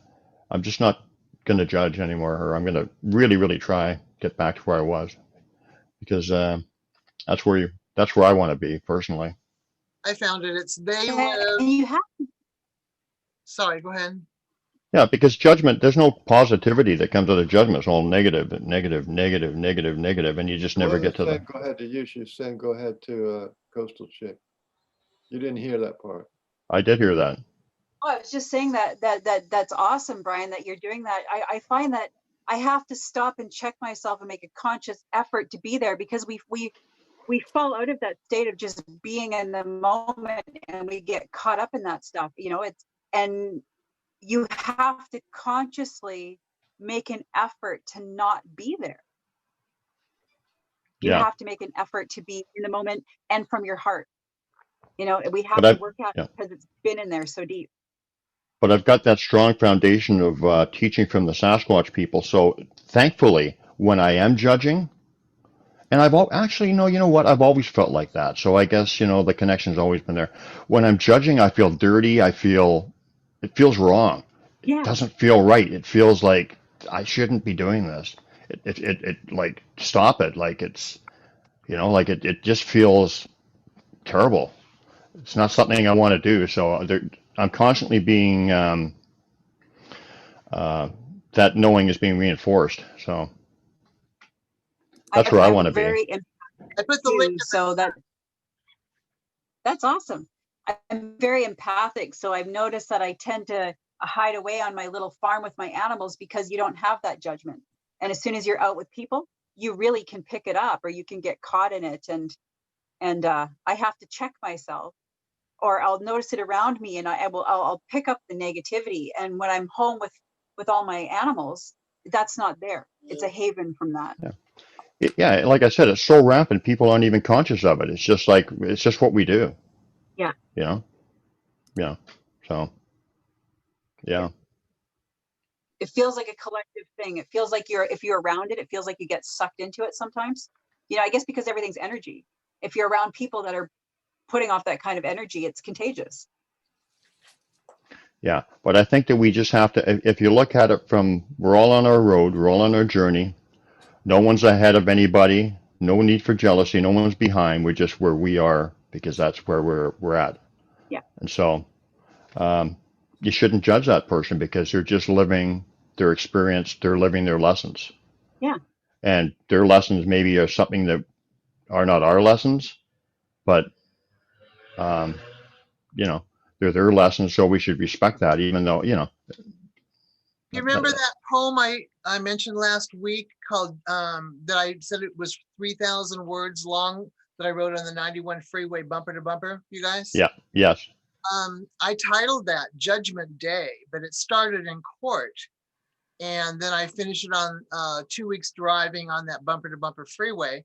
But it ended up the whole situation with that guy who killed my son. The whole ordeal was a lesson in forgiveness. So I forgave him. So even though it's titled Judgment Day, it's actually partly written by my son, but it was a great learning tool for me. Yeah, because love and forgiveness there's no judgment. Yeah. Well, theoretically, anyway. I think that it's because we are entwined. Remember, I wrote the 3 life insurance policies, and one of them, he was the one that killed one of my client's sons back in '85, and he also killed my son, but it was an accident then, and it was kind of an accident this time, but he used his own judgment, and it led to a death and some injuries and stuff. But, that was his lesson in life. Hard lesson for the people who he affected, but Yeah. although, your son's fine. Oh I yeah. mean, I'd like to end this pork and bean show with a sort of like a more loving note. There is dark. We need to, part of our awakening is there is dark in the world, but we need to also remember that there is great love, and ET people and the Sasquatch people, and the people who are awake are showing great love. And that needs to be the focus. And it's possible to be in your heart and activate your heart and feel your heart, more, you know. You don't have, Yeah. you don't have to be a fanatic, but at least to be able to feel your heart more. And that's one of the things that the Sasquatch people do. They make you excited, they make you awaken, they make you feel your heart more. And the ET people do the same thing. They make you feel your heart more, and they're more awakened, and you love nature, then you love your dogs, cats, and animals and people. And I think that's what the awakening is really about. And judgment is antithetical to that heart space. There is no awakening with judgment. Mhm. That has to go. And I know that because, like I said, when I was in that love zap and since, that's where the Sasquatch reside in the energy of love and no judgment. That's where they want us to be. That's where the change, the transition, the whatever you want to call it happens. So it's crucial. That's to me, that is right up there with their biggest message, if not the biggest. I Yeah. agree. I'll let everybody have a say, and then I'm going to close down the Facebook Live. We can still go on with the the other one if you want a little bit, because Brian has control of the Zoom. Hmm. So, any last words for the masses out there, Coastal Chick and Deborah? Be in the moment. Be in the moment. Be in your heart. Be alive, because you only have the moment that you're living right now. You don't have tomorrow yet. You don't have yesterday. You only have right now. That's what I'm trying to live. Yes, Yeah. we have to live in the moment. Yeah. You can't be anywhere else but now. Yeah. And you have control over how you're being in this moment, Mhm. how you're reacting to it, how you're feeling, what vibes you're putting out. You have that right now. So that's my last words, and love to everybody. I Mhm. really enjoyed this. Love to everybody. That's it. Love to everybody. I think that's a great way to end it. And Love is exciting and new. Remember that one? Come aboard. Oh, I got a frog in my throat. everybody wave This is goodbye. this is like the what? Goodbye. Goodbye on Facebook. You can Oh, still keep okay. this thing going That's on. why I hate giving you control of anything. Let go, buddy. Let go. Ain't none of us in control. All love. Hey, wait a Bye-bye. minute, wait a minute. Hold on a second. Have you pressed What? it yet? Have you pressed it Oh, yet? no. I'm Well, waiting let me do for my the little man of honor. let me do my closing ceremonies then. Okay, Can I at least do that? absolutely. Hang on a second. Well, thank you for letting me have part of your now. Oh, perfect. Yes. Anyway, this is Port Cunningham, and I'm the host of the Pork and Bean Show with the world's handsomest man, Frank Oliver Baines. And we'd like to thank you all for coming by and being on the Pork and Bean Show today. And our special guests, Coastal Chick and Deborah, kind of a regular contributor. Thank you very much. That was stupider than hell, man. That wasn't even funny to me. That was It's good, but I'm going to cut it off now. Bye, everybody. Thanks for showing up. It's been complete chaos, and thanks for putting up with us. End of Thank the you. video. Thank you. End now. Bye. Bye. I think my daughter's doing your 2 T-shirts this weekend. It was kind of, Wow. Oh, I had So- to get some supplies the other day, so she couldn't work on it that day. But they should be done by this weekend. So now we're on YouTube. Yep. Now we're still live on YouTube. How does that for a dual reality? We're in 3 different dimensions. oh, I get it now. So now YouTube came on because the Facebook one's done. YouTube, you've been live on YouTube this whole time. Yeah. I have. Yeah. How about you guys? Are you guys live on it too? Your voice just went right off the charts now. As soon as I turned off the I don't know why. Well, I'm interested to hear how it sounds actually, because said she couldn't even listen to it. It was so your voice, she said, was so loud, which kind of made me feel good. You get blamed for something. I know. I try to turn my volume up because when I was listening to the recordings, my volume goes way down. So I don't know what's going on. It's I chaos. don't know. Michael has a nice microphone. I'm going to get one of those too. It's a Yeah, I nice. don't think it really does anything. I thought it did, but it, you know, That's all I need is a big time microphone. Can you imagine that? that would at least give you some control over your, you know. Well, you told me we're not supposed to be all about control. And now you're encouraging me to be in control. You're sending me mixed messages, Mr. Beans. You have to be in control of yourself. Be in control of yourself. That's the only reality you have is the self. Wouldn't that be judging myself? No, you would be protecting yourself from evil. Oh, see, That's what that's why you're a wizard. You dispense words of wisdom. The duality so, world is just for us to know what's good and bad, the difference. You're like the gumball machine of wisdom. You put a quarter in, and a I gumball of wisdom falls down. And talk about Sasquatch, and you had the Coastal Chick. You had such beautiful, beautiful stories about, you know, you have to be an insider. You have to know about the spiritual connection to know. This Sasquatch come, he held me down, and all this stuff kind of, and wow, what a great story, you know. And then your life changed. And now I didn't like them. They made me really really jealous. yeah, I'm just joking. that's real. Jealousy is real. I want to have nice things happen to me all the time, but they give you a little shot here, and they may not give you another one for 6 years, but they keep poking you, and you keep, you know, keep going on. Absolutely. Well, they somewhat chastised me this morning, I guess, if you want to call it that. I took a moment and I got in my heart and I said, okay, I'm going to do this today. And I hope everything's all good with you guys, that I'm sharing these experiences. And I haven't heard from you a while. And I got told that I was back paying too much attention to the things in the world that weren't real. And they can't get through to me when I'm doing that. So if I'm not hearing them, it's my own fault, basically.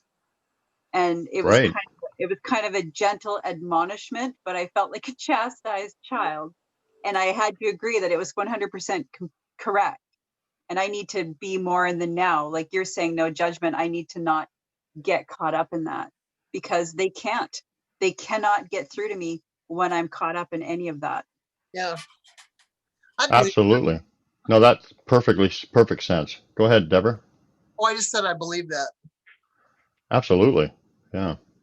I mean, yeah, it's hard in these days with everything going on and whatever, not to judge, but it's a challenge. But I'm going to get back to where I was. I mean, I've got the foundation, so I'm not that far off, but I just find myself slipping and forgetting a little bit. We're But human. like I said, every time I do it, I get that this feels dirty, it feels wrong, it's not right. So they're not letting me get away with it. They're calling me on it right away. Or I'm calling myself, maybe my higher self, whatever. Somebody's calling me on it right away. So that's good. That's what's nice about doing heart light meditation. I tried that couple nights in a row. Yeah, is that, you know, you instead of looking at the world, you're looking at how your breath goes in and out your body and how it goes into your heart and how it feels to have the breath go into your joints and your arms. There's the front of you, and then you can feel the back of you just from your breath, just from concentrating on your breath. And if that becomes interesting or worthy, then that you spend quite a lot of time actually just feeling all the, you know, here I am 70 years old, have no soreness in my joints. I used to be a carpenter, stood up on my feet for 40 years straight, right? I have no soreness because when I breathe into it, you breathe energy into your joints and you breathe it into your heart, breathe it down into your, if you breathe it down into your pelvis, it goes out to your toes and, you know, and all these little joints that they all need like breath, the breath carries the electric current and the life force. And you work through all these, and go to the top of your head, and you can fill up your head with energy, and that energy is love. It's just and it's light, it's love and light. So that's what's nice about doing heart light meditation. I think That's that one when thing you I know. go ahead. I just that's one thing I noticed, that when I've had an interaction with a Sasquatch, afterwards, I've had a body that's been damaged in car accidents. So there's a certain amount of pain that you have with that, but they've improved a good part of it. But when I've had a connection with them for a couple hours or more afterwards, I literally feel my entire body and every cell is connected. There's no pain. I just feel amazing. Like I can do anything. And I'm trying to be in that mindset all the time. Yeah. Have you ever heard people say, like, like you're bringing your pain and your maladies on yourself by your negativity and by your hatred or whatever. That really is true. Mhm. And It is true. no, it really is. And I'm not, well, I mean, myself, for example, and I'm nobody special or whatever, but I try not to live that way. And I'm 66. I don't have any pains whatsoever. Not a pain anyway. I feel, I I don't think really feel any. that's Sasquatch love, and we can do it too with our own natural energy. Is that when that energy vibrates, uh, that's like electric. It's like liquid electric current, and that's what lubricates everything. You Yeah. just feel it, I Yeah. think that negativity is poison even to our bodies and whatever, like yeah.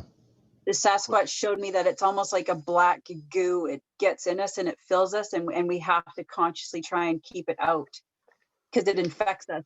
And if they're around people that are constantly in that mindset, they can be infected. They have to be careful as well. That's interesting you said that because remember we had that lady on Mr. Bean's, what was her name now? Uh, she's from British Columbia too. And she was talking about black goo or something. Yeah. Oh, yeah. Is that the same thing? Do you think? Yeah. No, yeah. There's well, that theoretically, there's a black goo that is supposed to be part of the earth, or like an infection of the earth, but it can infect people. It's like oil. But So that's what Coast was talking about? I don't know. Yeah, they just showed me that. Yeah. Yeah, That people can be infected by negativity like an illness. absolutely. You know, Absolutely.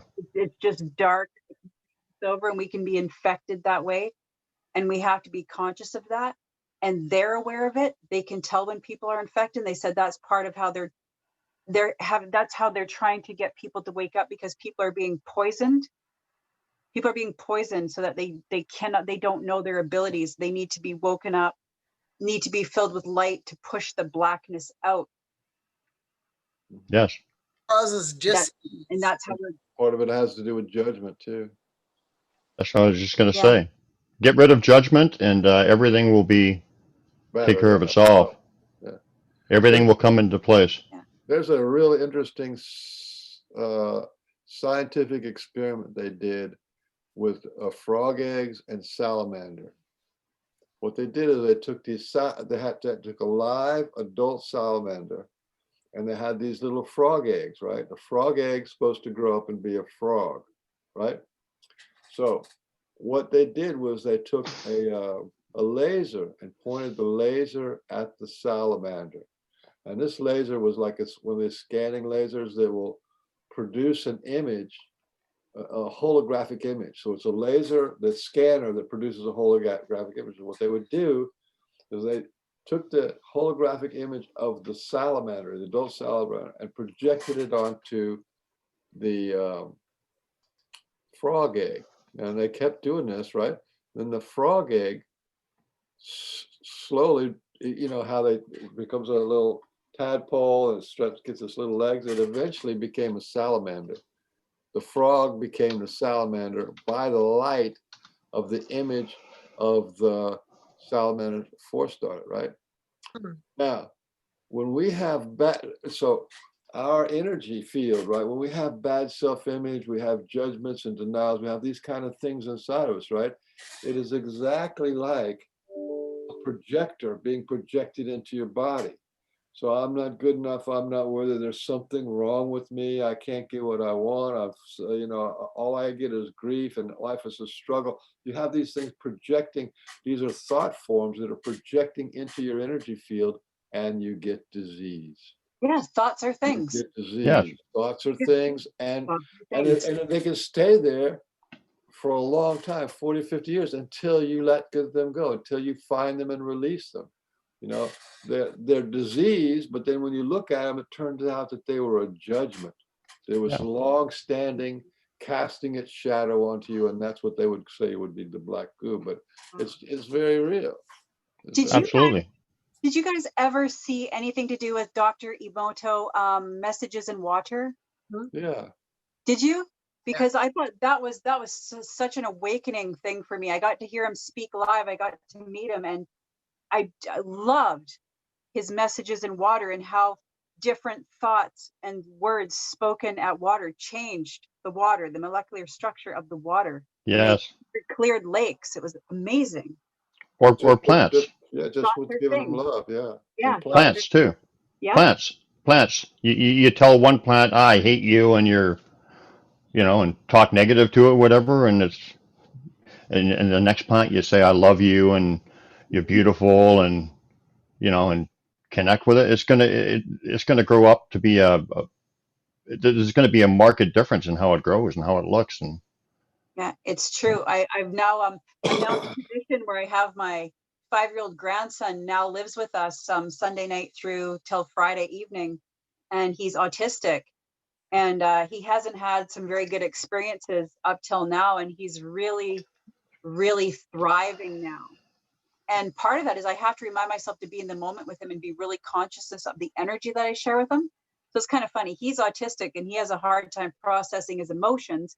And I'm someone who has no filter and just react to life as it is. And I'm supposed to be leading him. So I'm not sure if this is a nightmare or if it's supposed to happen that way. But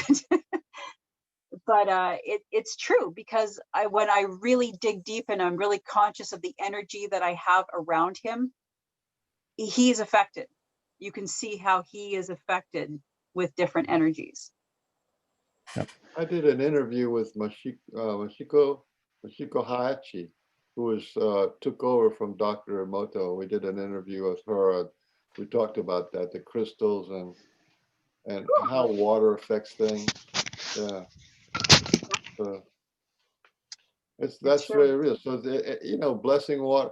When this is all whole stuff, you bless your water, bless your food, you bless you bless your environment. These little things just are they're practical. Prayer is a contact modality. It's practical. It's energy. It's energy. Yeah, it's very high energy. Yeah. It's true. I'll say to my husband, whenever we don't have to worry about things, because whenever we need something, it happens.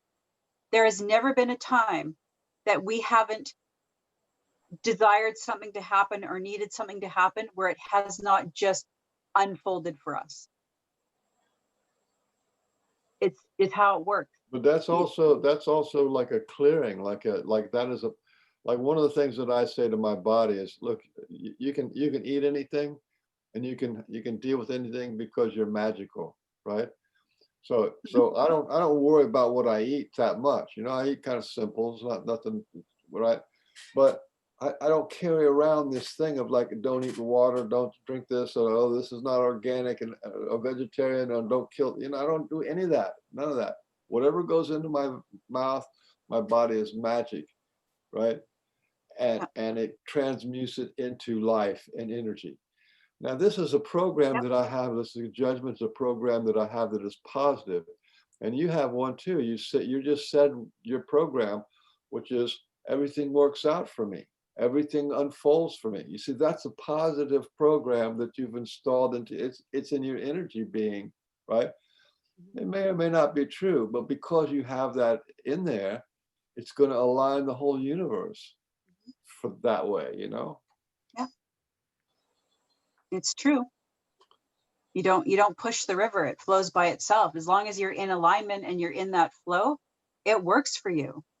It's when you start putting in that negative energy and that judgment, or I can't do this, or I'm not worthy, that you're creating your own blocks.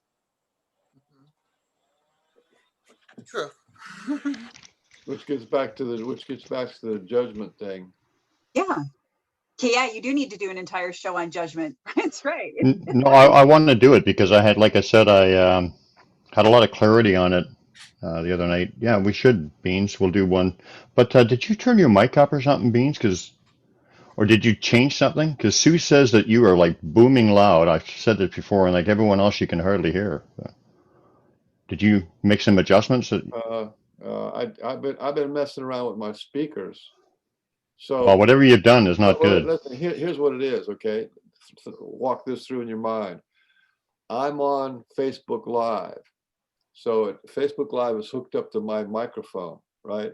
But I'm recording from Zoom on Facebook Live. So that's coming through the Zoom. So whenever I speak in my microphone, it's going to be louder than the Zoom. Because you see what I'm saying?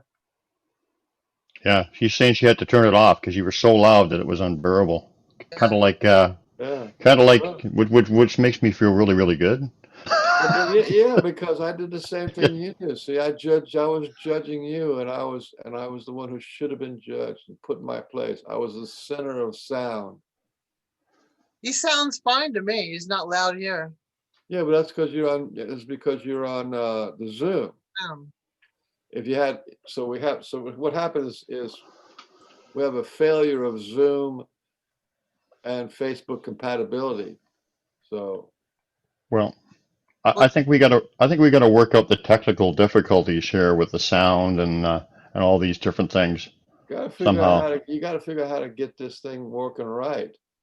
You got to put some more time into it, because if you got it working right 21 times and then 2 times it didn't work, I don't know. Something simple got to be figured out, because you had it working yesterday.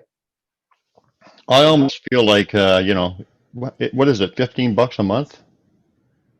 It's not worth it if you can't get on the Facebook.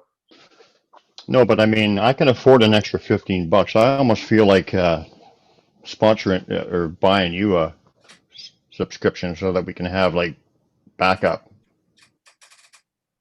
and that you can, I don't know. Well, what we need to do is go to OBS. OBS is like a program that is for podcasts, and you can broadcast it wherever you want, and you can run Zoom on OBS. What's OBS? It's like a free application for broadcasting on the internet.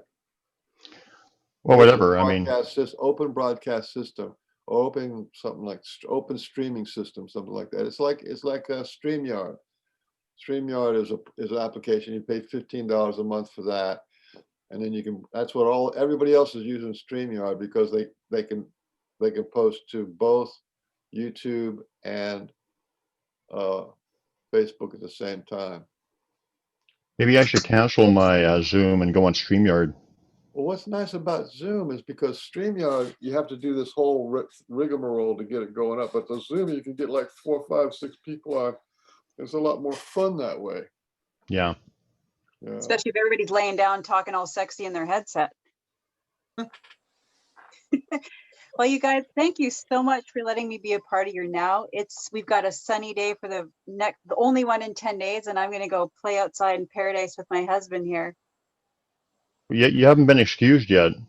Bye-bye. We call the shots here. Bye-bye. Push the button and say goodbye. Push the button and say goodbye. Okay, we'll let you go out of the kindness of our heart. Separation anxiety. Frank, the Pork and Beans has separation anxiety. We just can't let go. And no, I want to personally thank you though for your stories, because absolutely remarkable stuff. Like, just what a crash course and just high intensity, high level teaching or whatever. It's just beautiful. It's all connected. That was what's so powerful. Yeah. I will have to go back and listen to it because I got on late. I will. Yeah, it's worth it. It was really, really nice to meet all of you. You Yes. know, I enjoyed that a lot. Thank you very Likewise. much. Well, Thank go and enjoy your day, and I think I'll do the same thing pretty quick. So thanks for coming on, and yeah, it was wonderful. Yeah. Happy Thanksgiving. Hopefully next year we'll all be around a campfire together. Could be. That would be That's what I'm hoping. Well, I mean, you're from BC, so you could be regardless, unless something really drastic happens. But hopefully Yeah, they'll open up for our friends across the line too. Yeah, it'll be good. All right. Well, Uh, peace out, you guys. you. Much love and gratitude. See ya. Bye. Okay, now we can talk about her now that she's gone. I'm still here. Oh, you're still there? Wait a minute. We're trying to Oh, I like talk that about sweater. you. That looks like a hand knit sweater. That's a nice sweater. Will you get off so we can talk about you, please?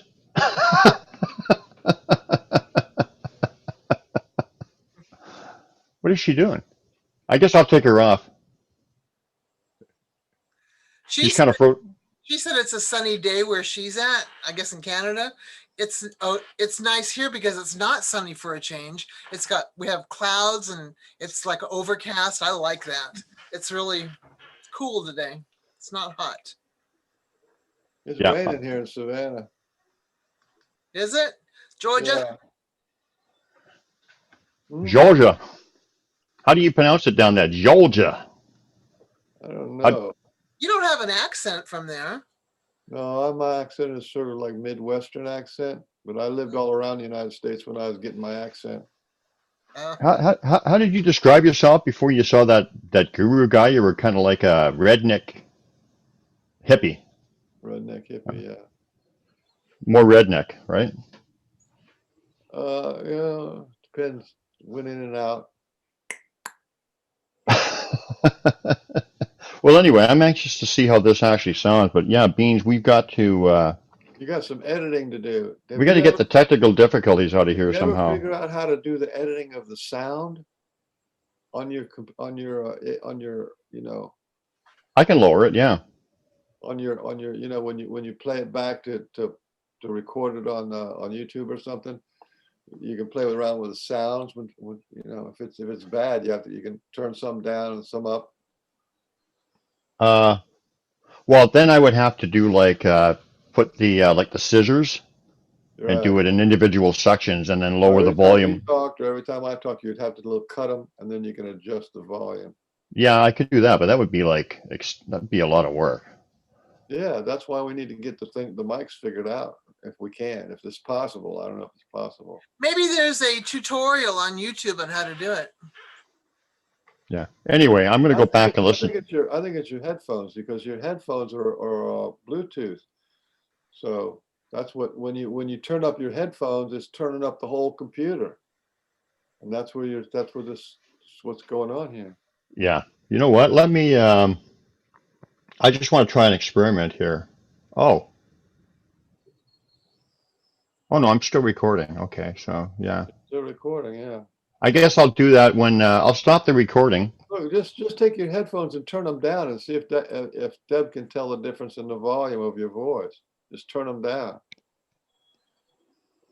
Except you got to say testing, testing, testing. Okay. Testing 1, 2, 3. Testing 1, 2, 3. Sounds kind of the same. Yeah.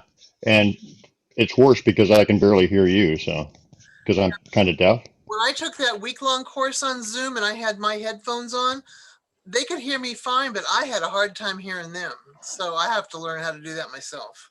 You can't even get in touch with Zoom. Here's what we get. You took a course on Zoom. Here you go. See, you took a course on Zoom. Did they teach you how to get?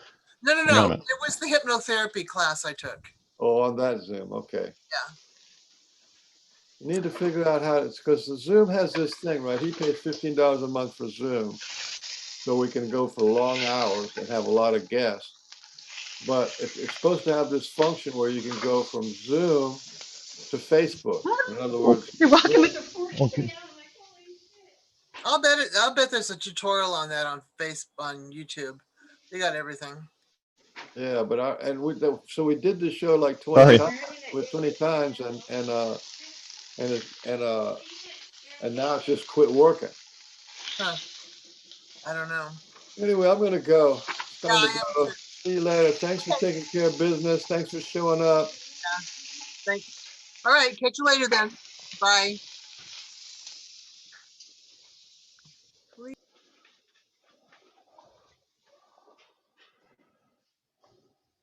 Anyway, guys, we'll get this resolved somehow.